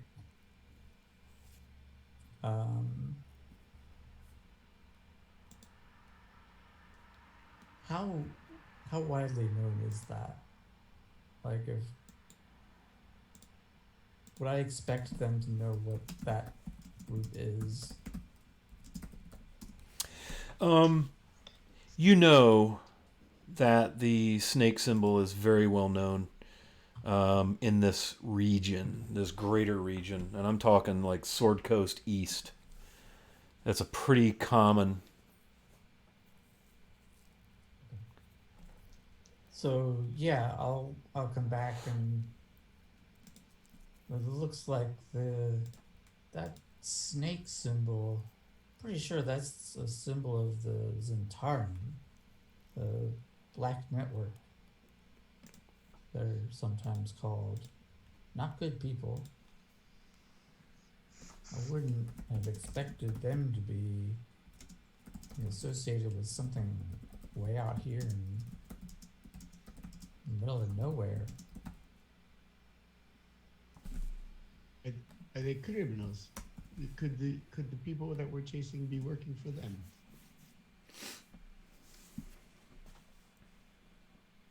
It's possible.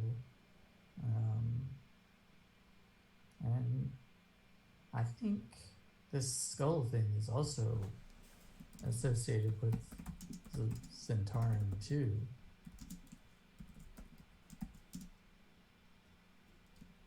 Like their deity or something.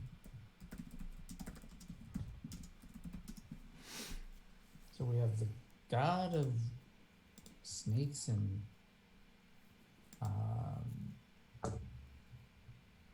jerks, and then we have what? The god of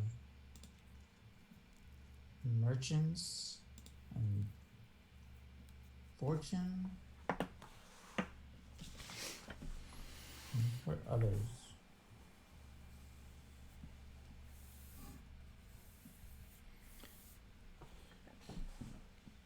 Roll me intelligence, Rue.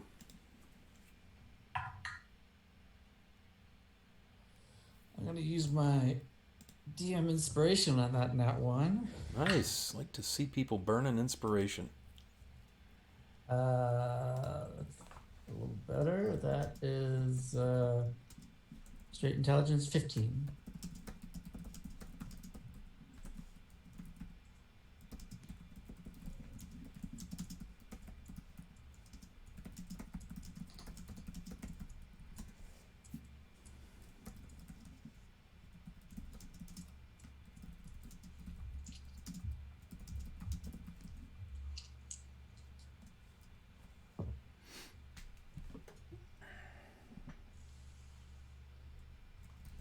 It almost seems like this is where people would stop if they were heading along the road and needed to rest and take a break for a while, get off their feet. That would explain all the different campfires and stuff.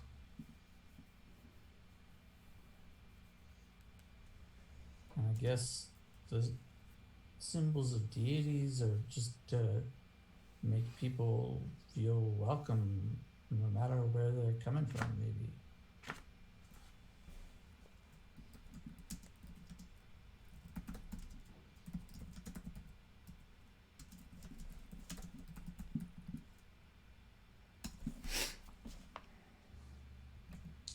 Calavera's still kind of. She's not pouting, but she's pouting off to the side. How much daylight's left? Yeah, so I would presume you've probably spent a good, 90 minutes. So it's it's like 7:30, 8 o'clock. Your stomachs are all growling, but you've been so focused on what the heck is all this and what does it mean and does it matter that time went by fairly quickly. And so 7:30, 8 o'clock. The sun is definitely starting to sink in the west. The stones are casting quite long shadows. All is quiet. Rue has been very vigilant about watching out while you all were doing your thing, and then kind of brought his focus to the group. But oddly enough, it's been very quiet. So birds might land on a stone, that sort of thing. But it's it's just been very quiet. I'm gonna start looking around in the area to see if I can find any signs of game that we could make dinner out of. Okay. Roll a survival. Describe for me exactly what you're doing. Well, I am creeping through the woods as quiet as I can, looking for signs of small game, rabbits, something like that. I mean, if I found a deer, that'd be fabulous. And being who I am, I'll probably Eldritch Blast it because I'm hungry. Okay. You're in hilly-ish, grassy country. There's not a woods per se or trees. Go ahead and roll me survival. That's +0. It's 12. Okay. Your sense is that you might do better going back down across the road and over toward the river. The road is probably 300-400 yards away from the edge of the river.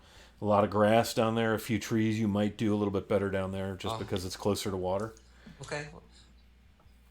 I'm gonna look at Rue and say, hey, take good care of Cloverwill. I'll be right back.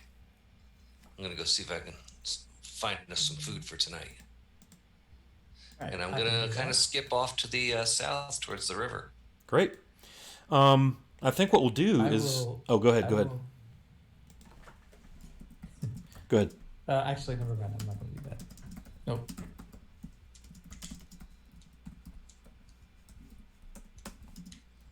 All right. So what I want to do then is take 5. Let's grab a quick break.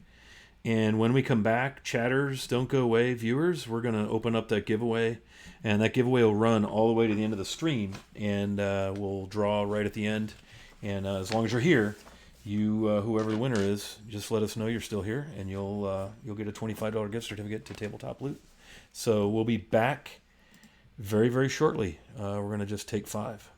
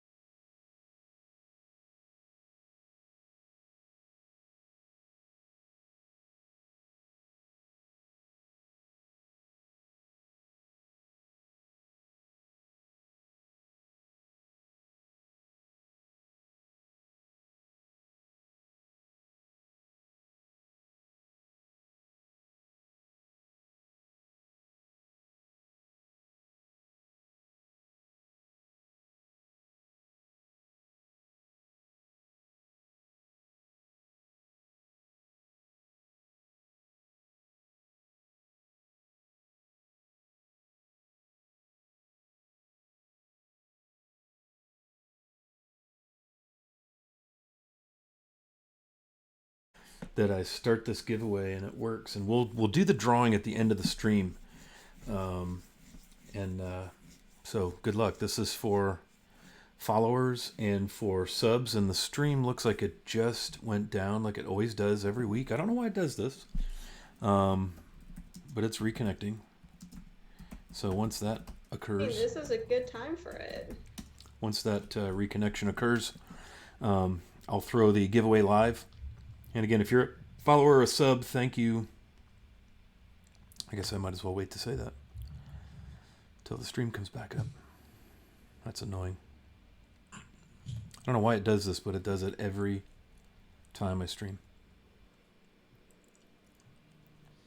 I like seeing some of the speculation as to what Gears is about. So far, it's been 3 kobolds in a trench coat and a blender. Yeah, Chris is funny that way. There was a thing on Twitter about 3 kobolds in a trench coat about a week ago that I could not get enough of. But yeah. Okay, looks like we're back Just takes connected. off the cloak. There's another cloak. You never know. Smaller one. Right. It's like those Russian Fabergé eggs. Yeah. Going down. Yeah. Okay. Gears all the way down. I'm really just a gnome. So the giveaway is open. Okay. You just need to type !dice to enter. And the winner will be drawn at the end of the stream. Just need to be on stream and say, hey, I won, in order to get your prize. And I will purchase and send you a $25 gift certificate to Tabletop Loot, just as a thank you to our followers and subs for being here for us and hanging out and being followers and subs. So by all means, enter, and we'll draw this thing at the end. And players are eligible as the fact that they're all followers and or subs. So thank you all very much for that. Let's get back into our game. So the party is standing up there. The evening is wearing on. It's about 8 p.m. Long day on the road. They seem to have found a like a rest area almost for this day and age, or this setting, if you will. 4 different sort of little pods of these standing stones, each dedicated to a different deity. What would you like to do?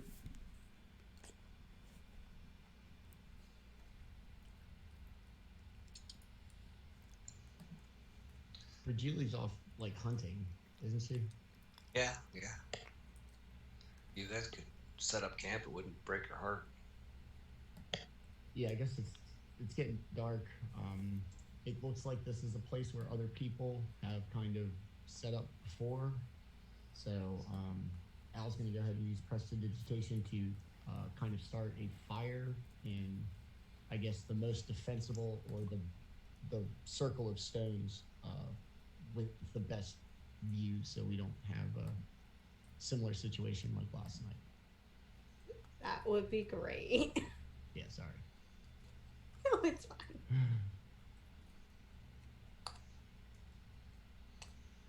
I don't blame you. I blame the spiders. They're too sneaky.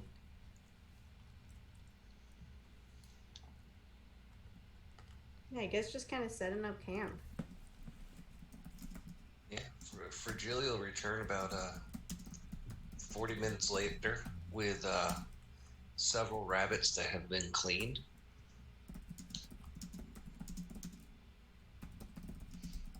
And she'll drop them by the fire, kind of looking around like, all right, I caught them. Who's cooking them? Nobody? I It's a good don't thing. know how to. Oh, man. I'm going to have to cook these two, aren't I? All right. No, I believe I can help. So Al's gonna pick them up, I guess, one at a time. Okay. Once again, cast prestidigitation on them, to which you can warm, chill, or flavor of non-living material, which it isn't any longer. Okay. Almost. I'm That gonna doesn't. warm them- I'm gonna warm it up, and then I can also season it as well. So I'm just gonna kind of hold it like a little robed microwave, heat them up, and just kind of hand them out to everybody. I do not think that is cooking it. They are wrong. I don't think. You can eat rabbit at 135. I'm just saying. Alright, so how? That's awesome. That might be a little metagaming, but you can eat rabbit at 135 degrees. Can prestidigitation do that? I mean, depends on what qualifies as warm. Hey, TM, can we get a ruling here? Yeah, and you will notice too that there is a chunk missing out of every rabbit where Eldritch Blast hit it. Nice. I thought you were going to Nice. say you took bites out of them. Right? Yeah. That might already be partially cooked as it is. That's awesome. I think warm counts as it's if it had been previously cooked, it's now okay. Warmed up. I don't know if that's cooking it though. I will say, as I eat my trail mix, sorry, for the purposes of narrative, that you can tell that the meat is cooked through. Okay. Yeah, you can even smell it as the magic is affecting it. You can it sizzles and it heats up, and it smells pretty good. I'm gonna heat it off. Nice. Prestidigitate a little ding going off. Yeah. Hold on. We can make a sound. Shower of sparks puff a wind, faint musical notes. My microwave is melodic. Nice. Ooh. You guys deserve better than just that annoying beat. I'm really trying to impress you. I like Nice. this guy. We're gonna Can you sing while you cook next time? I can make a faint musical notes that would go along with any singing that your magical voices would give you. You turn this into a duet. Wait, you can give me a magical voice? I can play musical notes while you sing. Oh, We've heard you sing, Fragile. You've got a quite magical voice Yeah, already. a recording voice Huh. even. a recording voice. Anyways, yeah, she's going to break out in a kind of an upbeat song because she's kind of in a really good mood. She's got food that was cooked way faster than she ever thought it was going to be cooked, and looks like that maybe we'll have a nice uneventful evening tonight. So she's pretty happy. So she's going to bust out a sailor song, and that she's heard down at the ports in Suzelle being sung. Nice. What are the odds that I've heard this song before? I never went there. Long up, DM. Man, Suzelle's really far from Neverwinter. Probably not. Okay. You could obviously glean that it's a song about sailing, but you know, it's making reference to ports and landmarks and things that you've never heard of. I will try to pick up the words and sing along as best I can. Okay. Nice. Once the kind of song gets going, Al's going to find a kind of musical tune to cast in the air to accompany the singing. Yeah, the song's called the Maid of the Dragonmere. Nice. The Dragon Mirror. Recounts the tales. Yeah, go ahead. Oh, yeah, recounts the tales of a mermaid who falls dramatically in love with a merfolk, only to find out that he is really a slogan.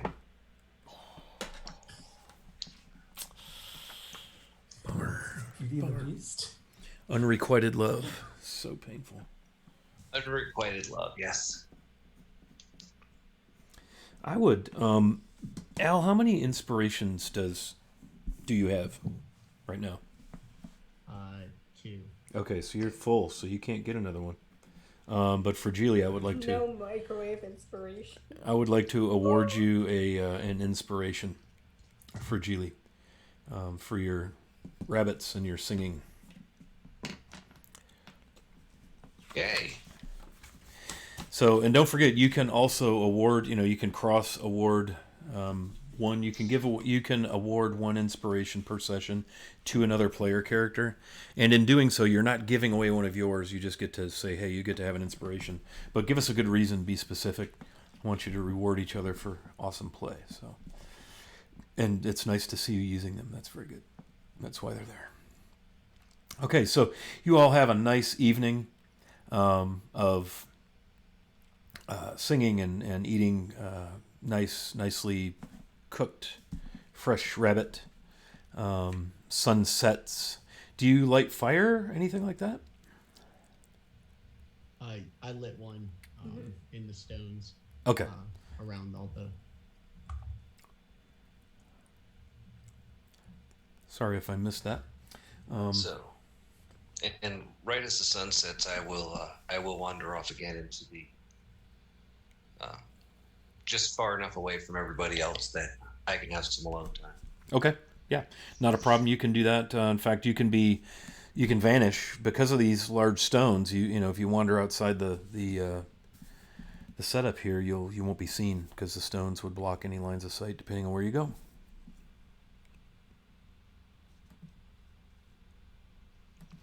Anything else anybody plans to do for the dinner time and the post-dinner time as you start to think about maybe setting up watches and all that again? No, Calavera keeps going to look out at the view again. It's very nice and she's enjoying it a lot. Mm-hmm.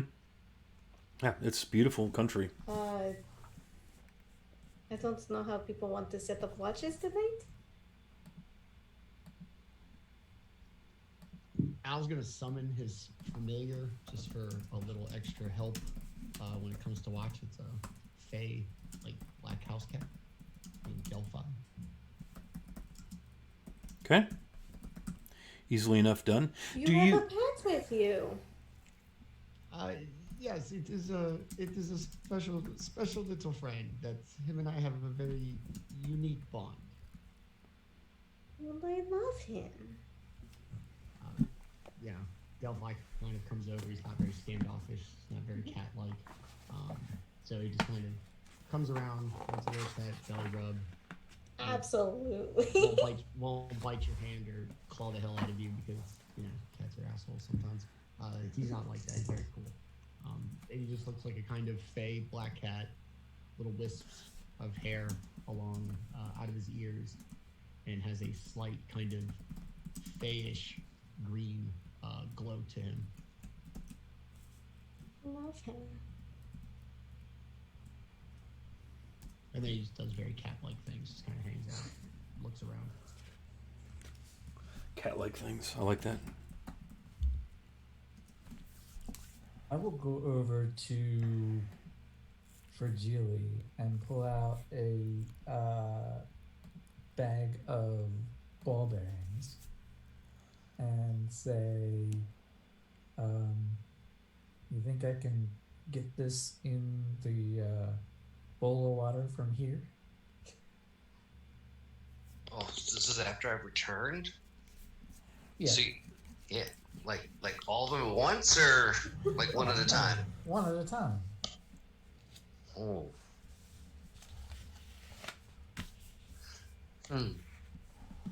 How many are you gonna try? I say we both try, and the first one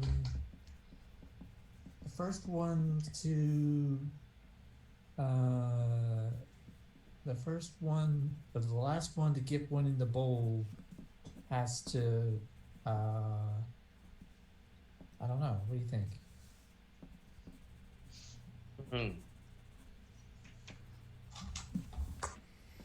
The first one in is the winner? Yeah, the first one in is the winner, and they get something, or the loser has to do something.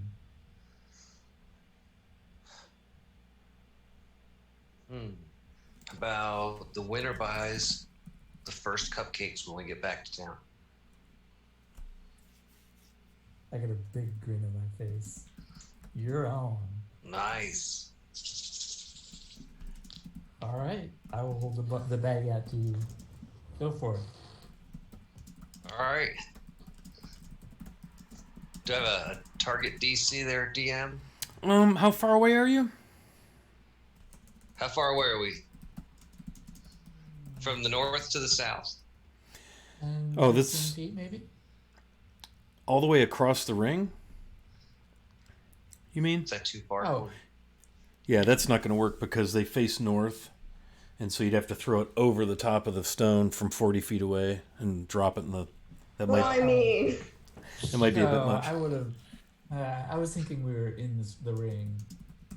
Yeah, I would just like had us go over to closer to them, maybe like 10, 15 feet away. Okay.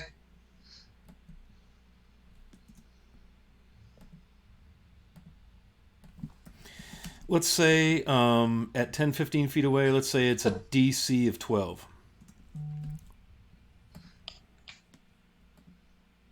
And this is a. What would this be?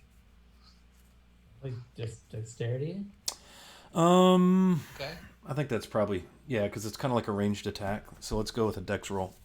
All right. That's an 18. First one. Plunk. Well, I gotta at least try one, right? I will also throw it, and that's a 16. So Okay, go again. first one to miss buys the cupcakes. First one to miss. Well, wait, if I miss first, you have to go again, don't you? Fair. Okay. Yeah, that's fair. Bloop. That would be a 20.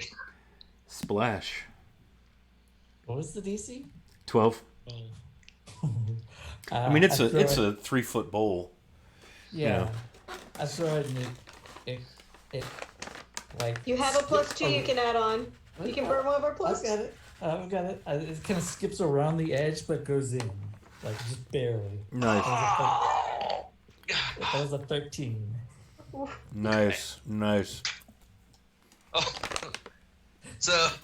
So this one I tried to get creative and see how much arc I can get on it, and it doesn't really pan out. It actually bounces off of the stone behind it and lands closer to me than it does to the bowl. Oh, all right. So I just So got to get that this one wasn't- in. And I'm laughing too hard because mine just goes crazy, wild, way off. That's a 6. Wow. Looks like you are. Okay, apparently I'm laughing really hard now too. I got myself off kilter. That one was a little low. Oh, I got mine in. I kind of stop and center myself. I think about the cupcakes, and I just nail it right in the center. Son of a.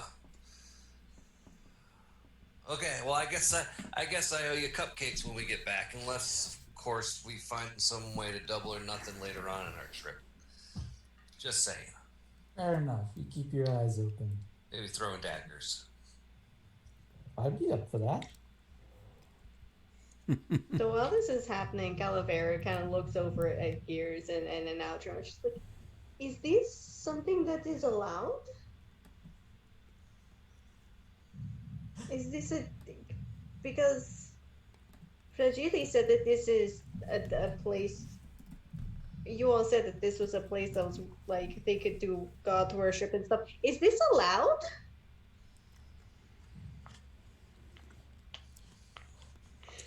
Julie's like, I don't know. I'll go pick them out though, and I'll leave. I'll leave a silver for Timora when she's done. Nice. That one was But I'm not Joaquin. gonna let the group see me put the silver in. That one wasn't Tamora. It was Joaquin. Oh, it was Joaquin. I think so. yeah. Yeah, that is what the rest of you said. Yeah. I don't know. Okay. Well, either way, I will slip a silver into Joaquin. Actually, let me make a stealth roll. I want to make sure that nobody sees me do it. Sleight of hand, probably. Oh, that's a 10. Okay. Yeah. Excuse me. It's dark. And they just think you're in there digging out the ball bearings, so that's not a problem getting that silver piece in there. Yep.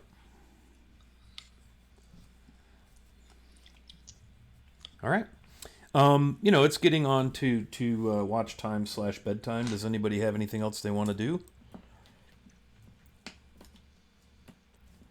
Who do you want to just go in the same rotation again? It was Al and Ronvin with first watch. Sure. And then I think it was Fragile and Rue, and then Calavera and Gears. Is that right? All right. So you all bed down. Al, go ahead and roll me perception for your watch. I will roll for that die is caught. I'll roll for Ron. Can I roll for my cat as well? Yes. I got a 10. Okay.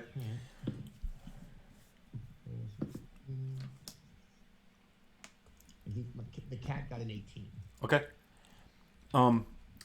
So Ronvin sits with you this time and just, small talk conversation, asks you what you think of, about dinosaurs. Yeah, the north. And, yeah, she's curious about those. But then she stops and she gets real quiet and she points at the top of one of the stones. And you see the silhouette of a large dark bird on the stone. And she gets the attention of your cat. And the cat vanishes into the night. And then you see a few moments later on the stone closest to it, the tall standing stones, you see the silhouette of your cat slinking along, the bird unaware. And the cat leaps over, and the bird flutters away. And it misses the bird. It lands on the stone, no problem, but it misses the bird. And all is quiet. You just hear the flutter of the wings of this crow, or perhaps a raven, who knows. And that's really the extent of what happens on your watch. It's pretty quiet. Cools off considerably. Once the sun goes down, the fire dies down, and it's time to rouse Fragile and Rue. So I guess as my watch comes to the end, me and Robin stop making our small talk. I give Delphi a hearty pet on the head for chasing that terrifying bird away, and I guess go and wait for the next two for watch. Okay. Yeah, so Rue and Fragile, you're awoken by Algernon for your watch. Alrighty. Yeah. If you want to roll... I'm going to, again, I'll roll my perception, but I'm also going to take care of Clover again. Okay, yep, that's fine. I have a 10. Okay. I got a 10 as well. Very good. Yeah, so you two are sitting there, and it's, an hour goes by, it's pretty quiet. I'm assuming these are going to be kind of 3-hour watches, 3 groups of 3. That gets you kind of 9 hours of overnight time. And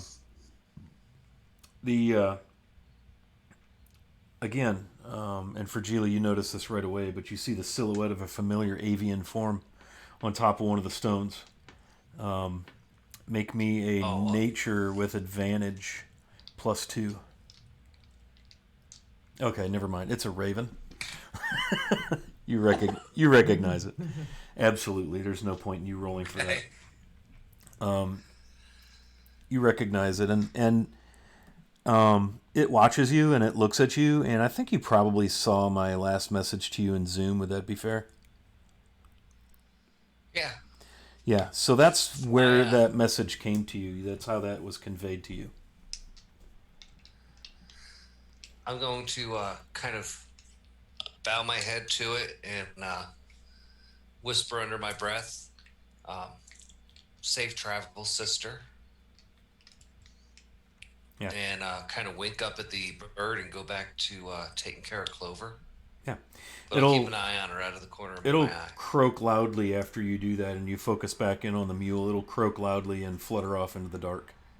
Rue, you just saw an interaction between Fragile. Yeah. It looked like maybe she was talking to that bird.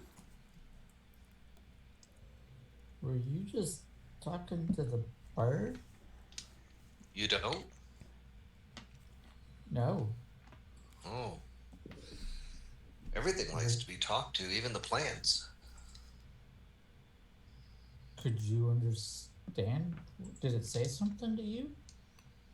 No, she just made me feel calm and peaceful, and so I was just thanking her for those feelings that she gave me. You talk to all birds like that? Not all of them. Some of them are jerks. Yeah, that I mean that's fair.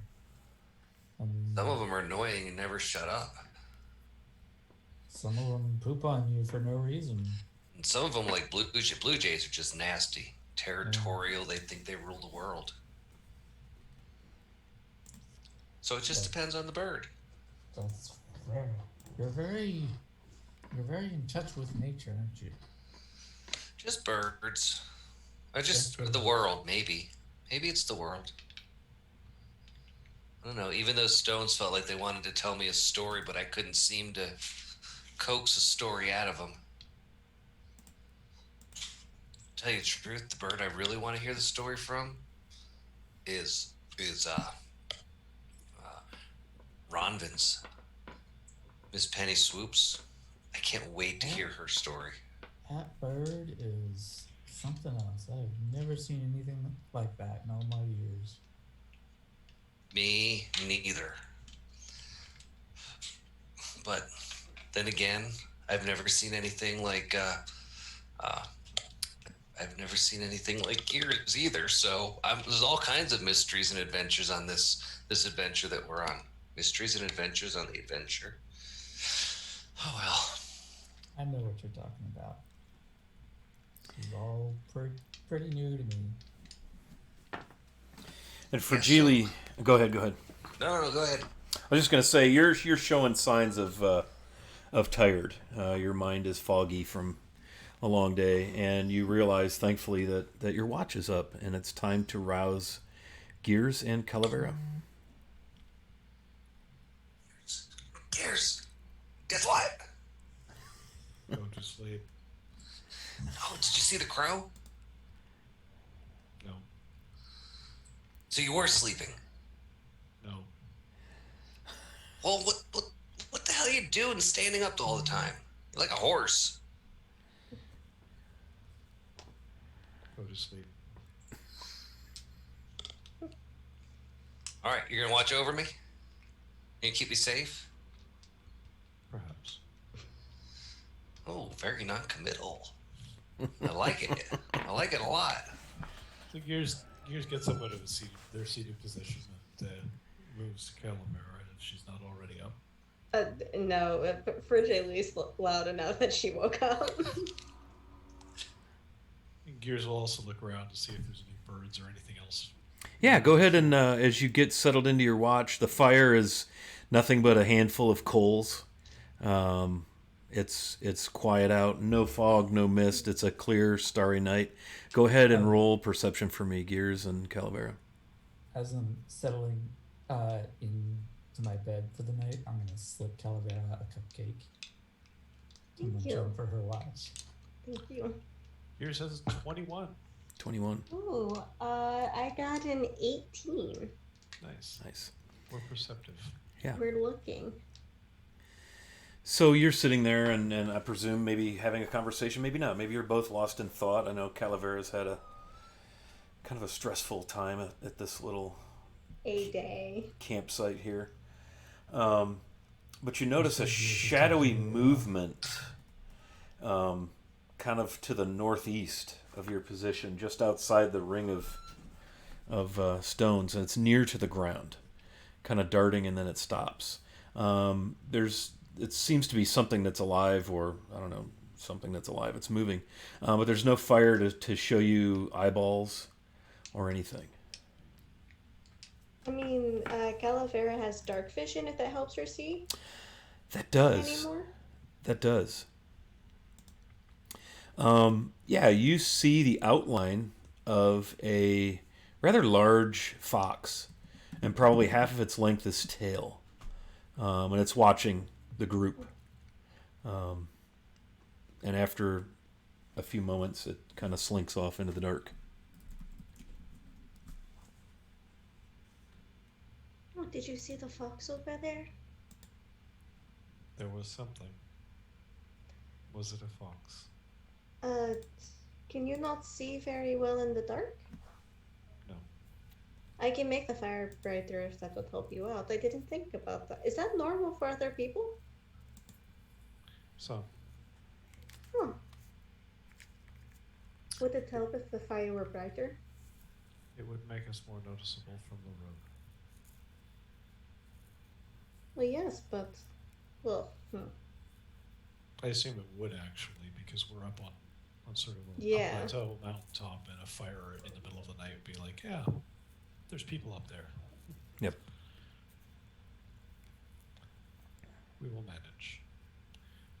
And from somewhere, Gears drops a torch on the ground and rolls it near the fire in case it needs to be ignited quickly for light. and then patrols around the edge of where everyone is sleeping. Mm-hmm. Keeping watch, Sure. not being terribly quiet. Little bull in a china shop sort of a thing. Yeah. It keeps things away when they know that there's signs of life. we don't see any more foxes. He scares them away. He's too big. Turns out that Gears is a large mysterious shadow in the night. Right. Yeah.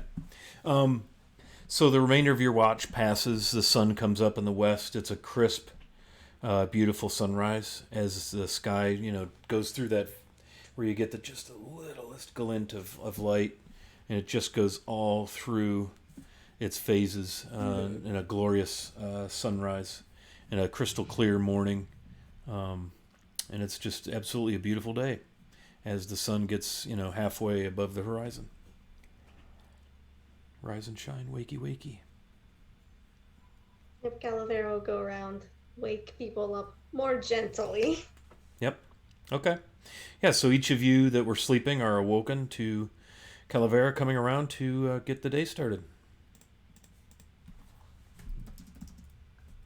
Pick up my torch, sort of stand over it, stoop and pick it up. Okay. Yep. No problem. Now weird little way. It was a nice night.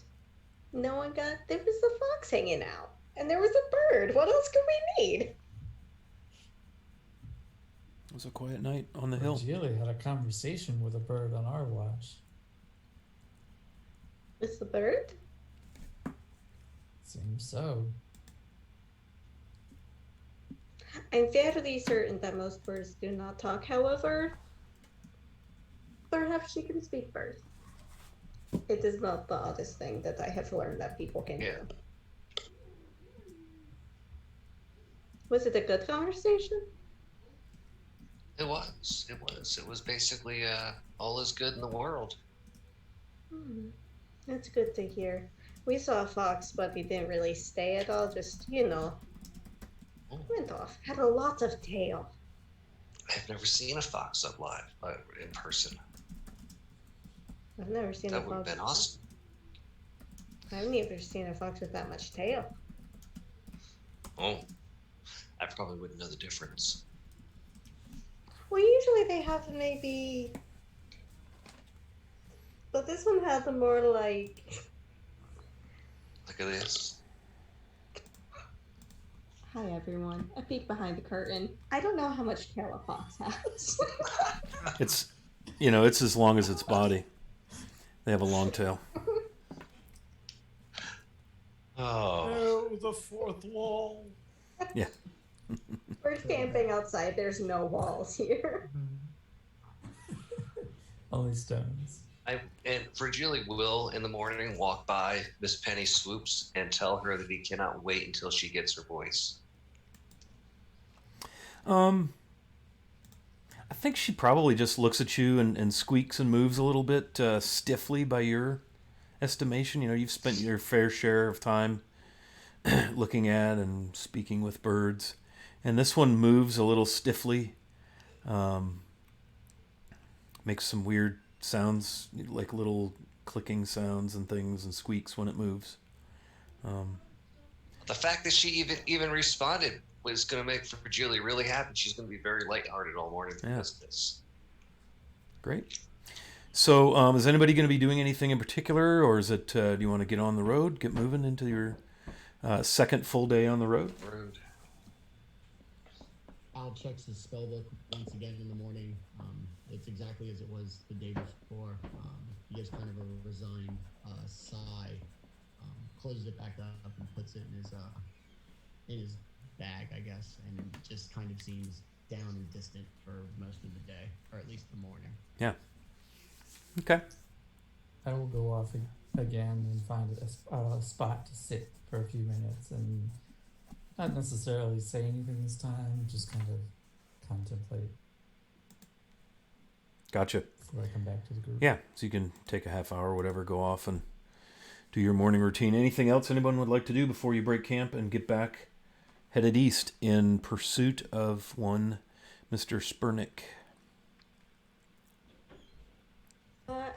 I think after the conversation with Rue the day before, Calavera, she goes through her usual thing where she's checking through her bag, you know, all of her supplies are there, her books there and everything. And then she just kind of like takes a moment, glances at like all of these different stones with the symbols on them, and she just kind of takes 5 minutes to try praying to her god. She's not really sure what she's doing at all. Okay, sure. And Yeah.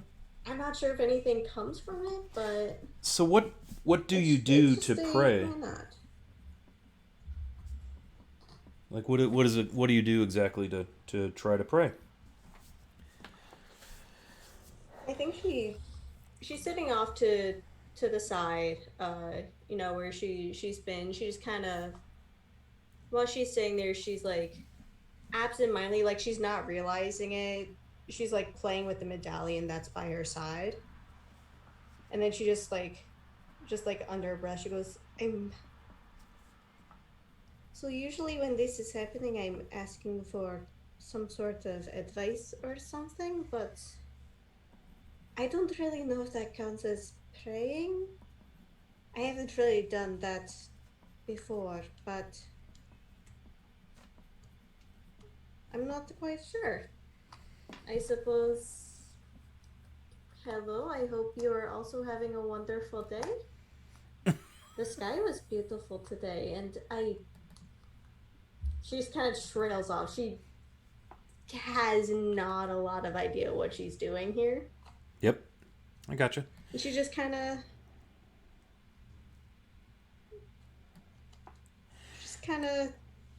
goes and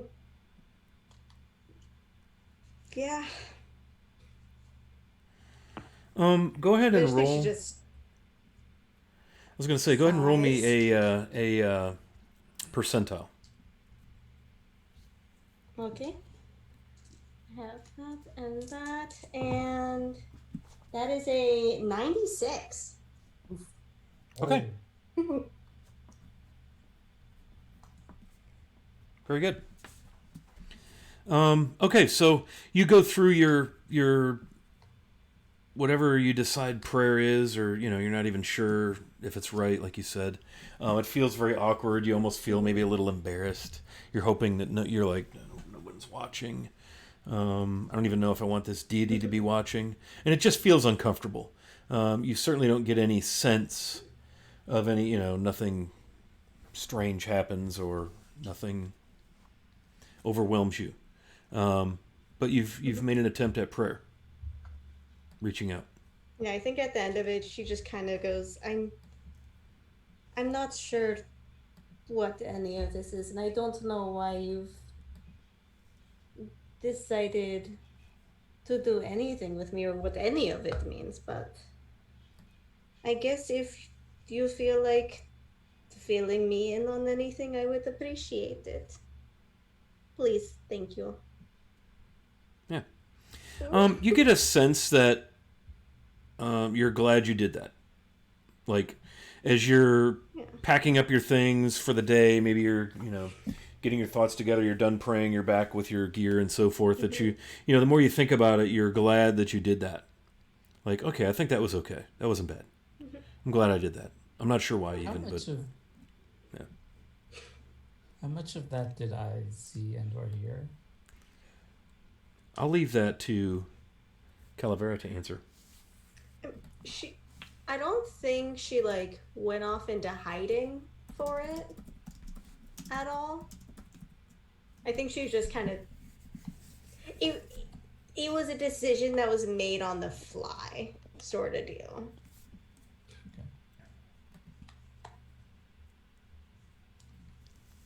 So whatever Okay. if you saw it, you saw it. She wasn't trying to really hide it that much. All right. So I presume you all just kind of make your way back out to the trail, the track, and continue eastward. Would that be fair?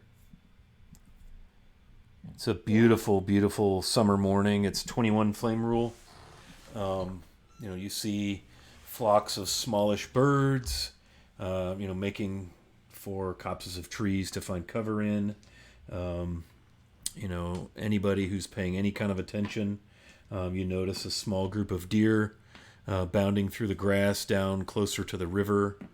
It's just a nice day. It's dry, not humid. There's a little bit of a breeze today, where yesterday was fairly quite still. Anybody care to make perception? I'm not sure who's going to be paying the most attention to things today on the road. Whoever would like to may. I'm kind of using a. Will be. Okay, I'm going to kind of use an ongoing sort of periodic traveling perception. Kind of a casual.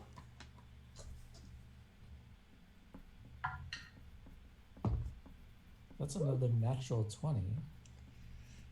Ooh, I got a 22. I got a nat 19. Nice, good rolls, good. Just beat me out there, bud. Nice. So, I'm assuming Fragile is probably leading Clover with the gear and so forth. Yes. It's Yes. just another day on the road. It's warm again. Maybe not quite as warm as yesterday. Maybe it's just the difference in humidity. You see larger copses of trees, larger collections of trees. The north side of the road, as you get closer and closer to the mountains, you can see hills, foothills before the mountains. From your map that at some point you have to turn left and north to make your way up into those hills, because that's somewhere in there is where the circle of stones, you guess you're going to, is located. Supposedly where Spurnick was going to be headed. And Calavera and Rue, as you're walking along, I'm going to assume maybe you're in the front of the group, looking intently. You both hear a strange sound that you wouldn't have expected where you are. And it's the sound of the bleating of sheep. In fact, Rue, if you had to guess, you'd probably guess there's 3 of them. And it seems to be coming from somewhere on the north side of the track. Again, it's a little hillier here. There are more trees. I wouldn't say forest, but the trees are less sparse. They're in bigger groups. And that's what you hear. Are those sheep? I think so. Mountain sheep? Is that a thing? I would not know. Is that... And Calavera turns to look at the others. Is a mountain sheep? Are there usually sheep about here? I don't know what sheep are they dangerous? Should I be prepared?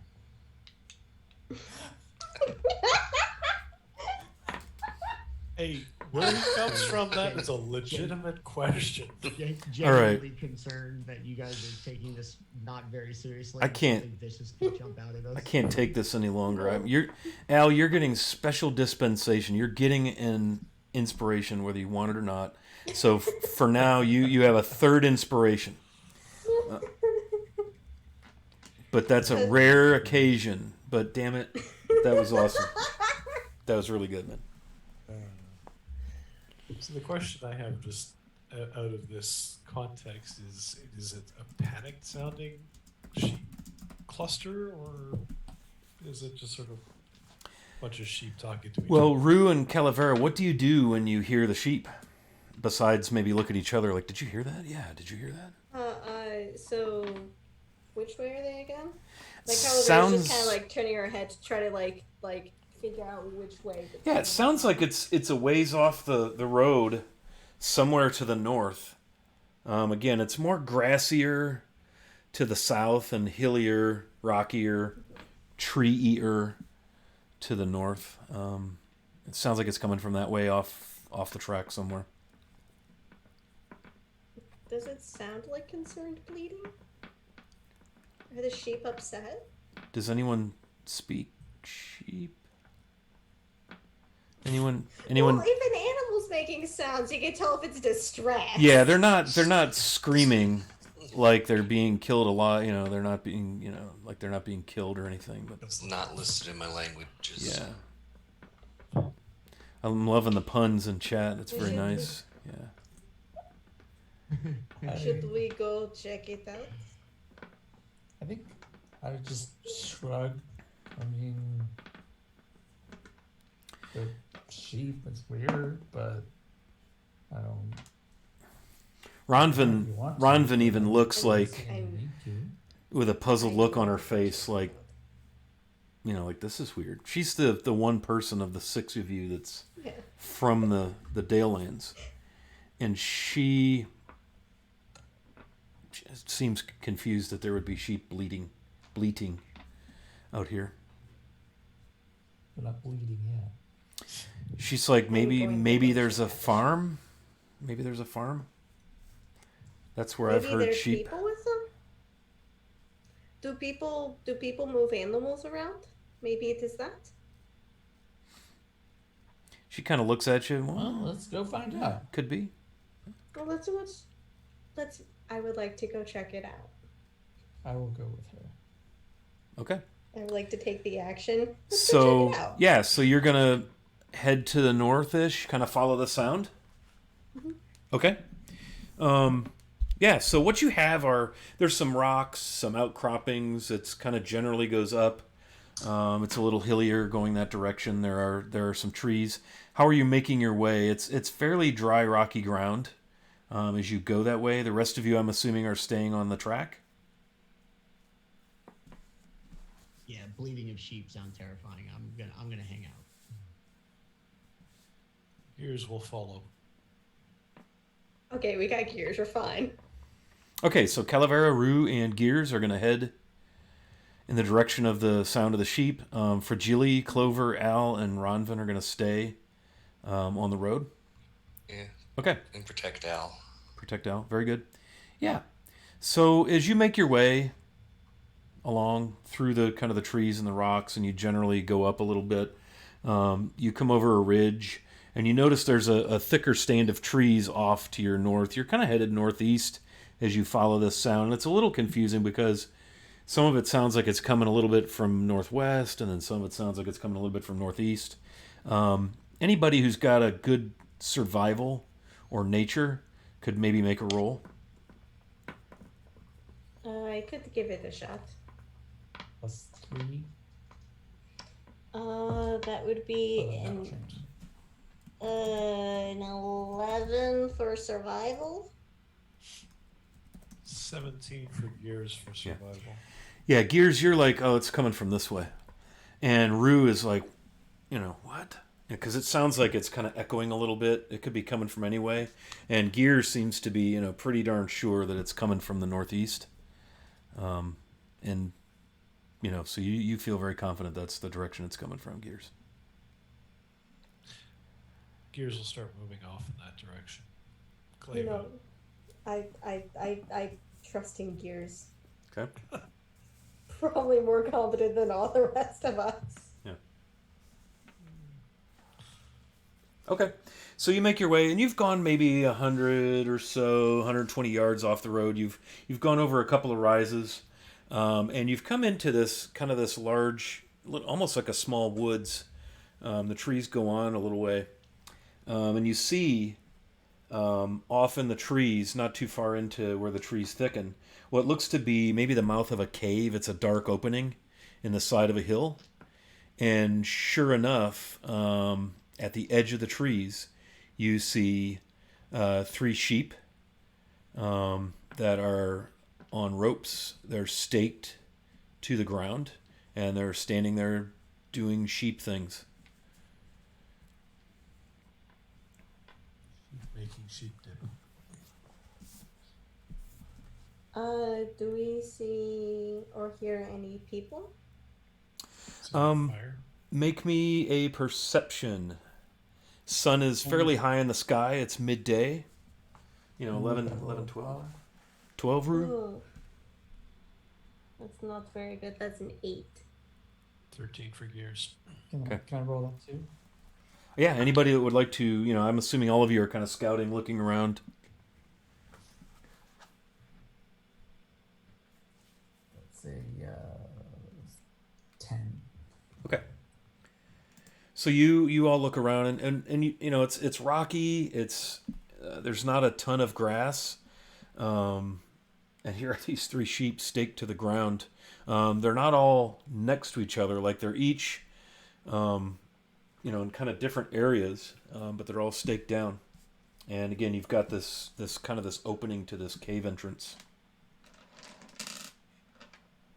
Are they like in the cave entrance? Like how far from the entrance Probably 15, 20 feet in 3 different locations away from the cave entrance. And by staked, it just looks like something has driven a piece of wood into the ground, and they're on ropes around their necks. Any interesting signs of traffic, footprints, carts, animals other than sheep? Roll investigation for anybody who's going to start looking more intently at the the ground or the surroundings. Not the greatest. That's better. Ooh, that's better. 4. 23. That's a dirty 20. Okay. Yeah, so Gears, you're not really seeing anything. Maybe it's because the ground you're looking at is hard pan where you are. Calavera and Rue, it looks like the sheep may have been here a little while because a lot of the grass where they are is eaten down. You see, Rue, you notice something in the trees, kind of up in the trees, not far from the cave entrance. Something, do I get a sense of, like, is it a figure or? It's hard to tell because of the shade, the darkness of the trees. But yeah, there's a form that doesn't look like a tree up in the trees. Maybe 6-8 feet off the ground. I will put a hand on Calavera's shoulder and point. There's something up in that tree. Yeah, she jumps as he puts the hand on her shoulder. She goes, "Oh, I immediately which- pull my hand back. oh no, sorry. It's you. You startled me a little bit. Where was? It's probably about 15, 20 feet to the right of the cave mouth, deeper into the woods than the sheep are. Rachel. Can she make out anything? It's hard to tell from where you are. You're probably, I don't know how close you decided to get to the sheep. But again, the sheep are in kind of a, maybe 20, 30 feet out from the front of the cave entrance. This is more beside it in the woods. And I don't know how close you are to the sheep. But it's hard to see, through all the trees exactly what it is. But it doesn't look tree-ish. I don't know if we should be here. I mean, if there are sheep here, then someone's probably taking care of them. And I don't know if we are intruding. Yeah, I mean, I don't know. I don't think. But also, I don't like the vibe of the tree thing. Right. And I don't know that.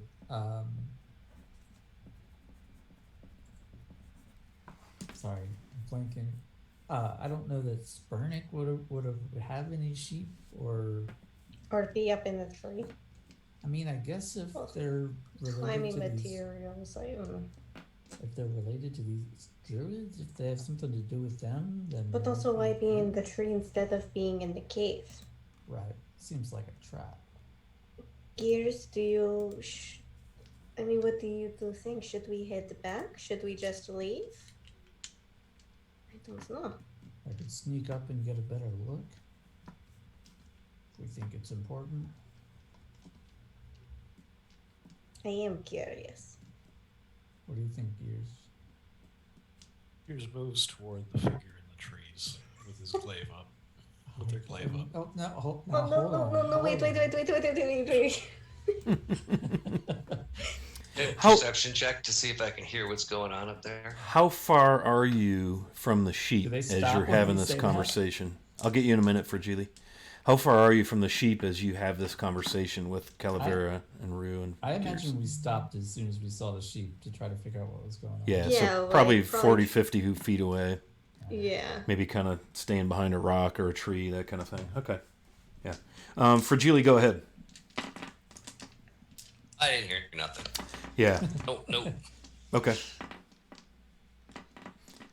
So does Gears stop when we say that? Yes. Maybe we do not go in looking like we might attack them, because then they might attack us.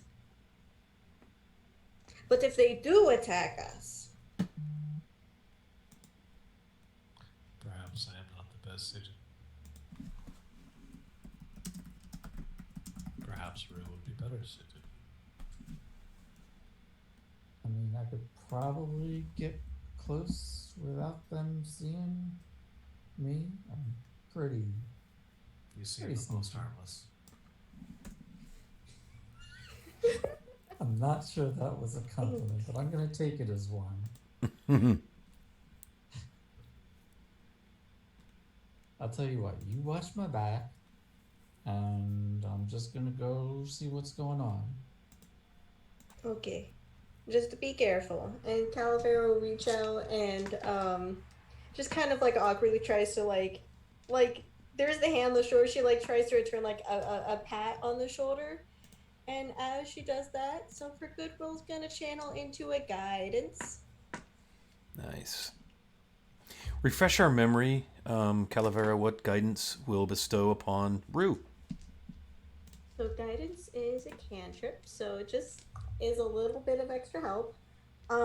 Before the spell ends, you can this lasts for up to a minute. Before the spell ends, you can roll a d4 and add the number rolled to one ability check of your choice. And you can do this before or after making the check. I definitely kind of look down for a split second at your hand on my shoulder, like, huh, that's interesting. What? And then just at the casting of the spell. Yeah, Yeah, she I'm- also, like, after she realizes that she does that, she just kind of pauses and, like, oh.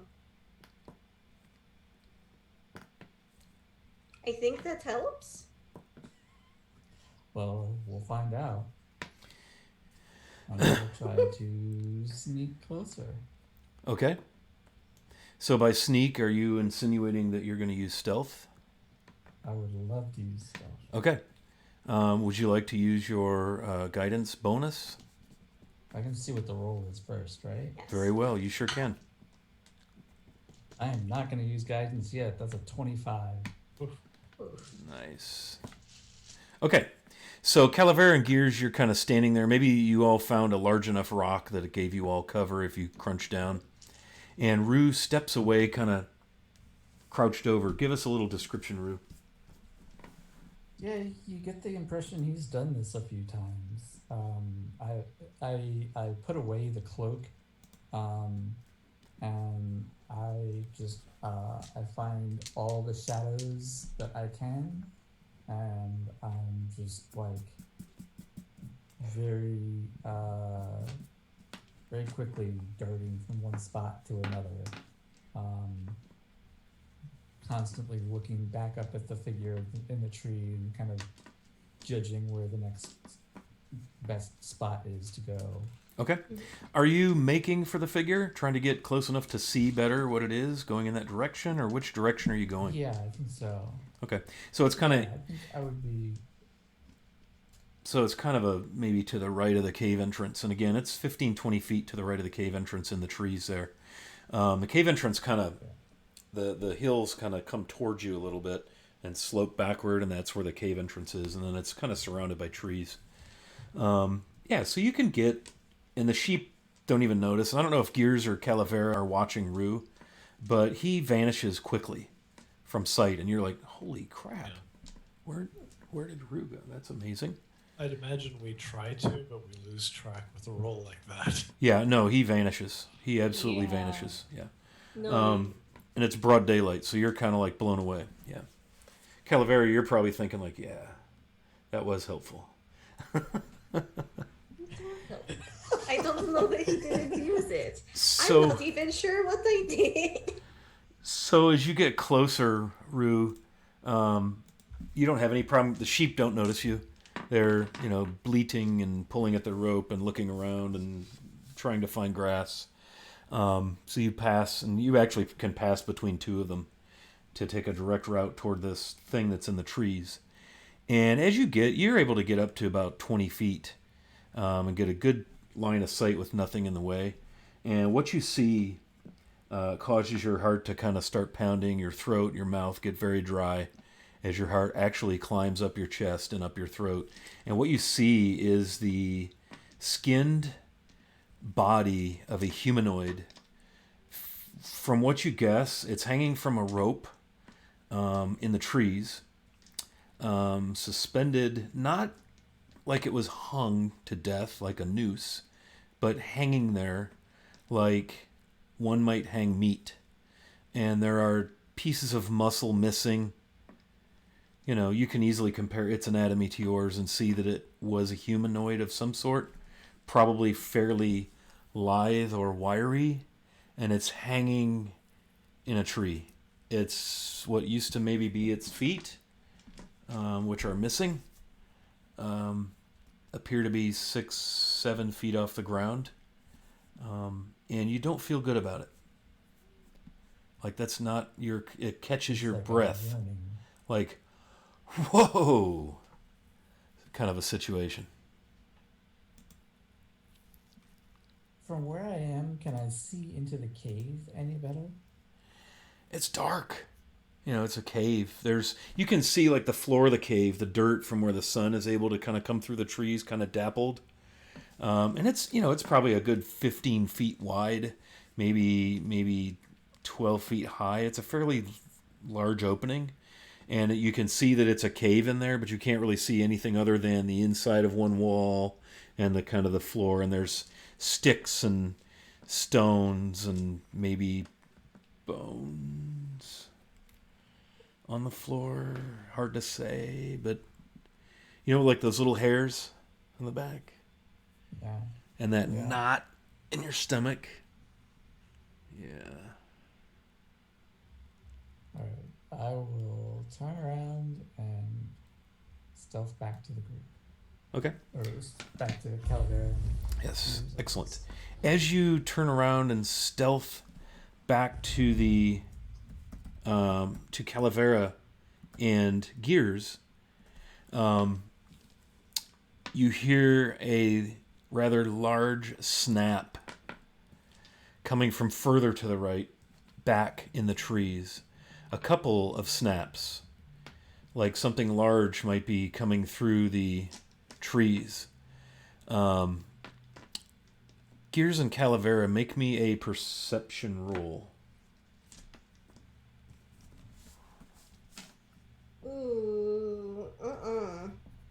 don't see it. That's another crit shit. Nice. Makes me happy. She's not doing well today. Gears, what you get? 5. Yeah. We do not see. We are still trying to find Rue. We are still trying to find him, and it We're ain't looking. working. We're looking south to where we came from. Rue's behind us up north. We have The no idea sheep what the are hell's going on. bleeding. The Gears. sheep are bleeding. We're just Yeah, the sheep are bleating. Gears, you hear from the left side of the cave, and probably about even where you are, you hear snapping.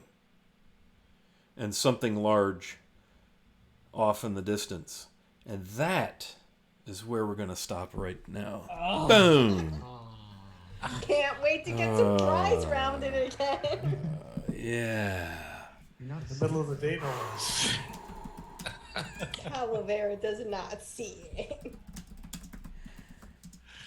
The dice have not been kind. Ooh. Woo! These are even like good metal ones too. How Yeah. dare. So there you go. I've banished all of my metal ones. They don't roll anything over a 10. Sometimes they like me. You might want to salvage those for new ones or something. Yeah, that your ability checks today were rather dismal. I mean, those rolls. Outrageous. I had that one good one. We've all had a couple, 1 or 2 good ones, but that's about it. Yeah. So We everybody, didn't have combat today. you have you have your first official cliffhanger in Mysteries of the Dalelands. Dun, dun, Nice. Dun dun dun. So Rue gets to feel his heart in his throat for a whole week. And a knot in the pit of his Yes. stomach. Thanks for that. Now, Calavera and Gears, Chilling. you two don't know what Rue saw. Only Rue knows what Rue saw. Nope. And Rue is kind of making his way back Just hanging when... out on the road. We have no idea. What's And going you on. three have nothing. He's Yeah. on a donkey. So, man alive, thank you viewers for hanging out. We're gonna fire off that giveaway here very shortly. So if you want a shot at some a $25 gift certificate to Tabletop Loot, a fine purveyor of dice and other kind of cool things. I think they have some mugs, a few dice bags. In fact, I have a Devin Rue dice bag that I got at Tabletop Loot some time ago. I got my background on, you can't really see it, but this thing holds a bunch of dice and it's got pockets inside, and I know you can get that on Tabletop Loot, and it's all Devin Rue art on the outside. It's a cloth dice bag, so lots of cool stuff. So boy, Chris really wants to see Beholders. Crazy.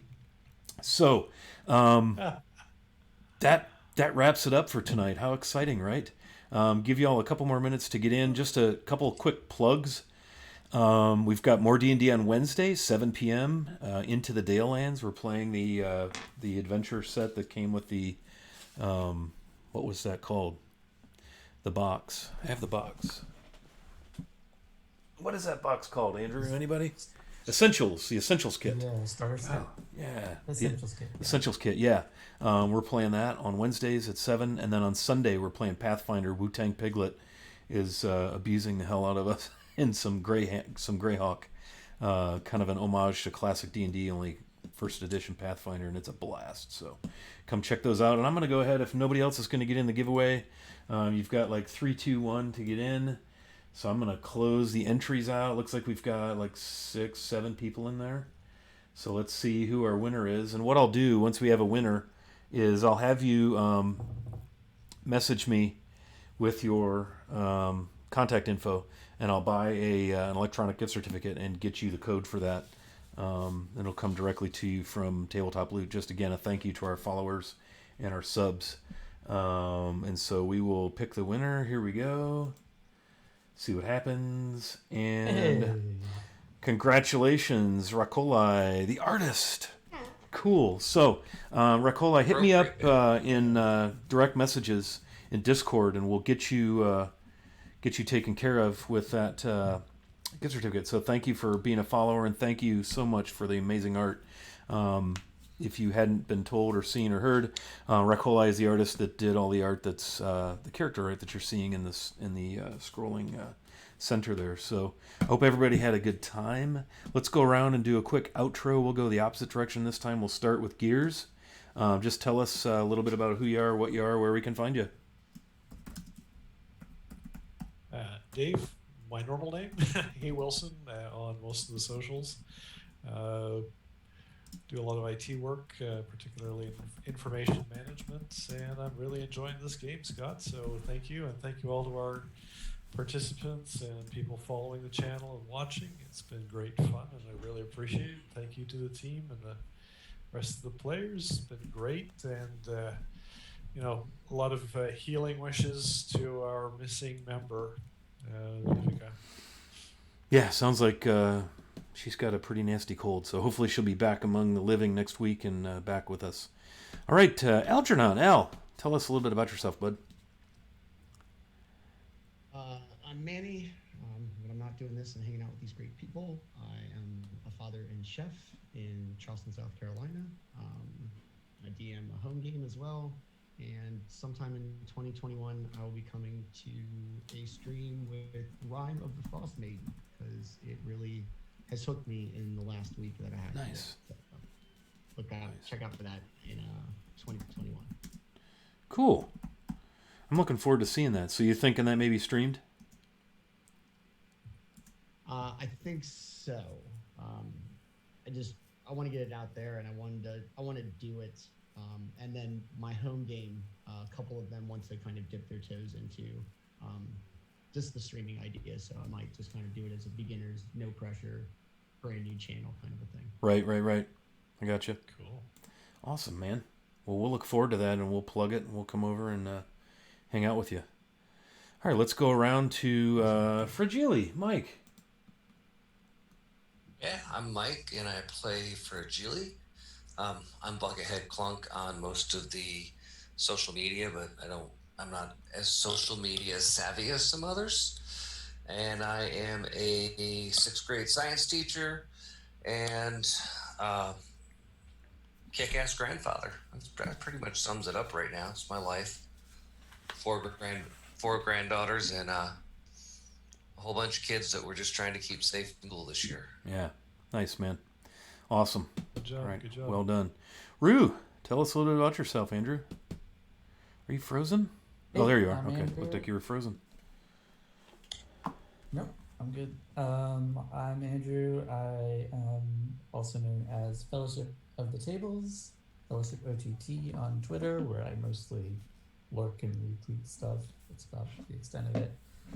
Other than that, I hang out on Discord, active in the Open for Adventure community.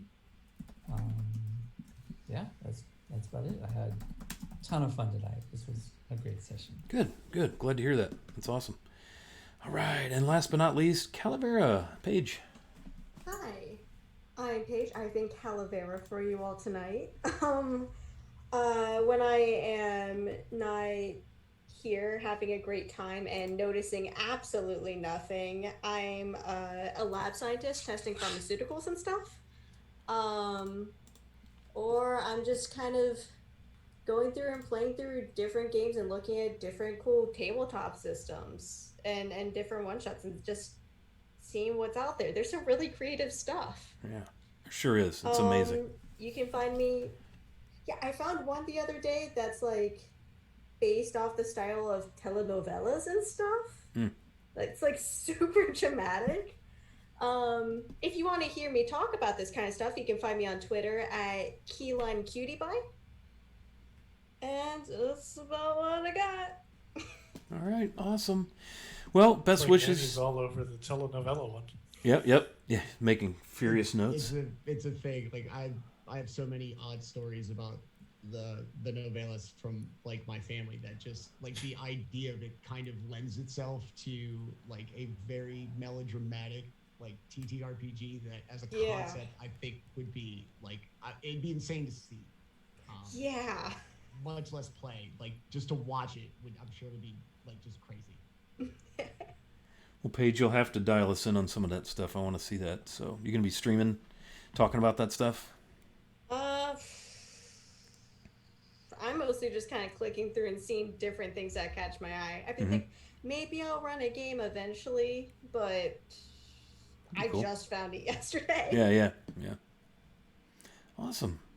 All right. Well, I'm your host and your dungeon master, Wily Hobbit, also known as Scott, back on Earth.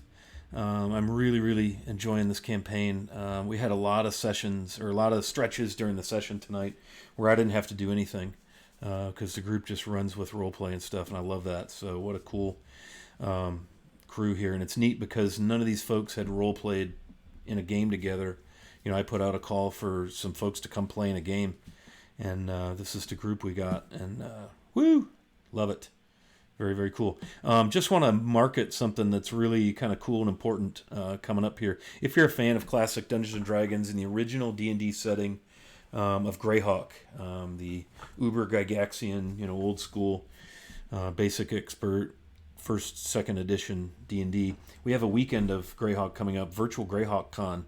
There's information down below the video window here, and I did send a message through chat.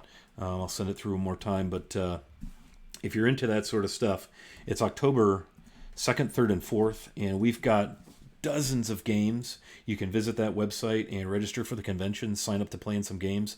I'll be running a game here streamed on Sunday the 4th of October at 4 p.m. Looking forward to that. There's a ton of stuff. There are panels. There are people that have worked for TSR that are going to be playing in All-Star games. Lord Gazumba, who I believe is still in chat and hosting us, is one of the founders of that feast. So check out his channel as well. He's got a 40-year-long campaign that they still run, based in Greyhawk, that he streams on Thursday nights. Yeah, it's good stuff. And then he's got a Sunday night show, 40 years, yeah. A Sunday night show and a Wednesday night show. They're more like panel discussions about Greyhawk and lore, and it's just amazing. So come check that out if you're into old school D&D, or if you're not and you want to be. It's nice. So you're going to see games in Pathfinder, 5e. I think there might be 3.5, and then there's 1e, 2e stuff. So it's going to be a really good weekend. So come check that out. The details are in chat or down below. So with that, I'm going to launch a raid to my friend Simon up in Canada. So he's probably a neighbor of yours, Dave. Simon is the wandering country, dude. The wandering DM. He's over in the east. I believe he's in Quebec or Eastern Ontario. He's got a very similar Canadian accent to yours. So we're going to go raid that, and just want to thank everybody, and we'll see you next Monday.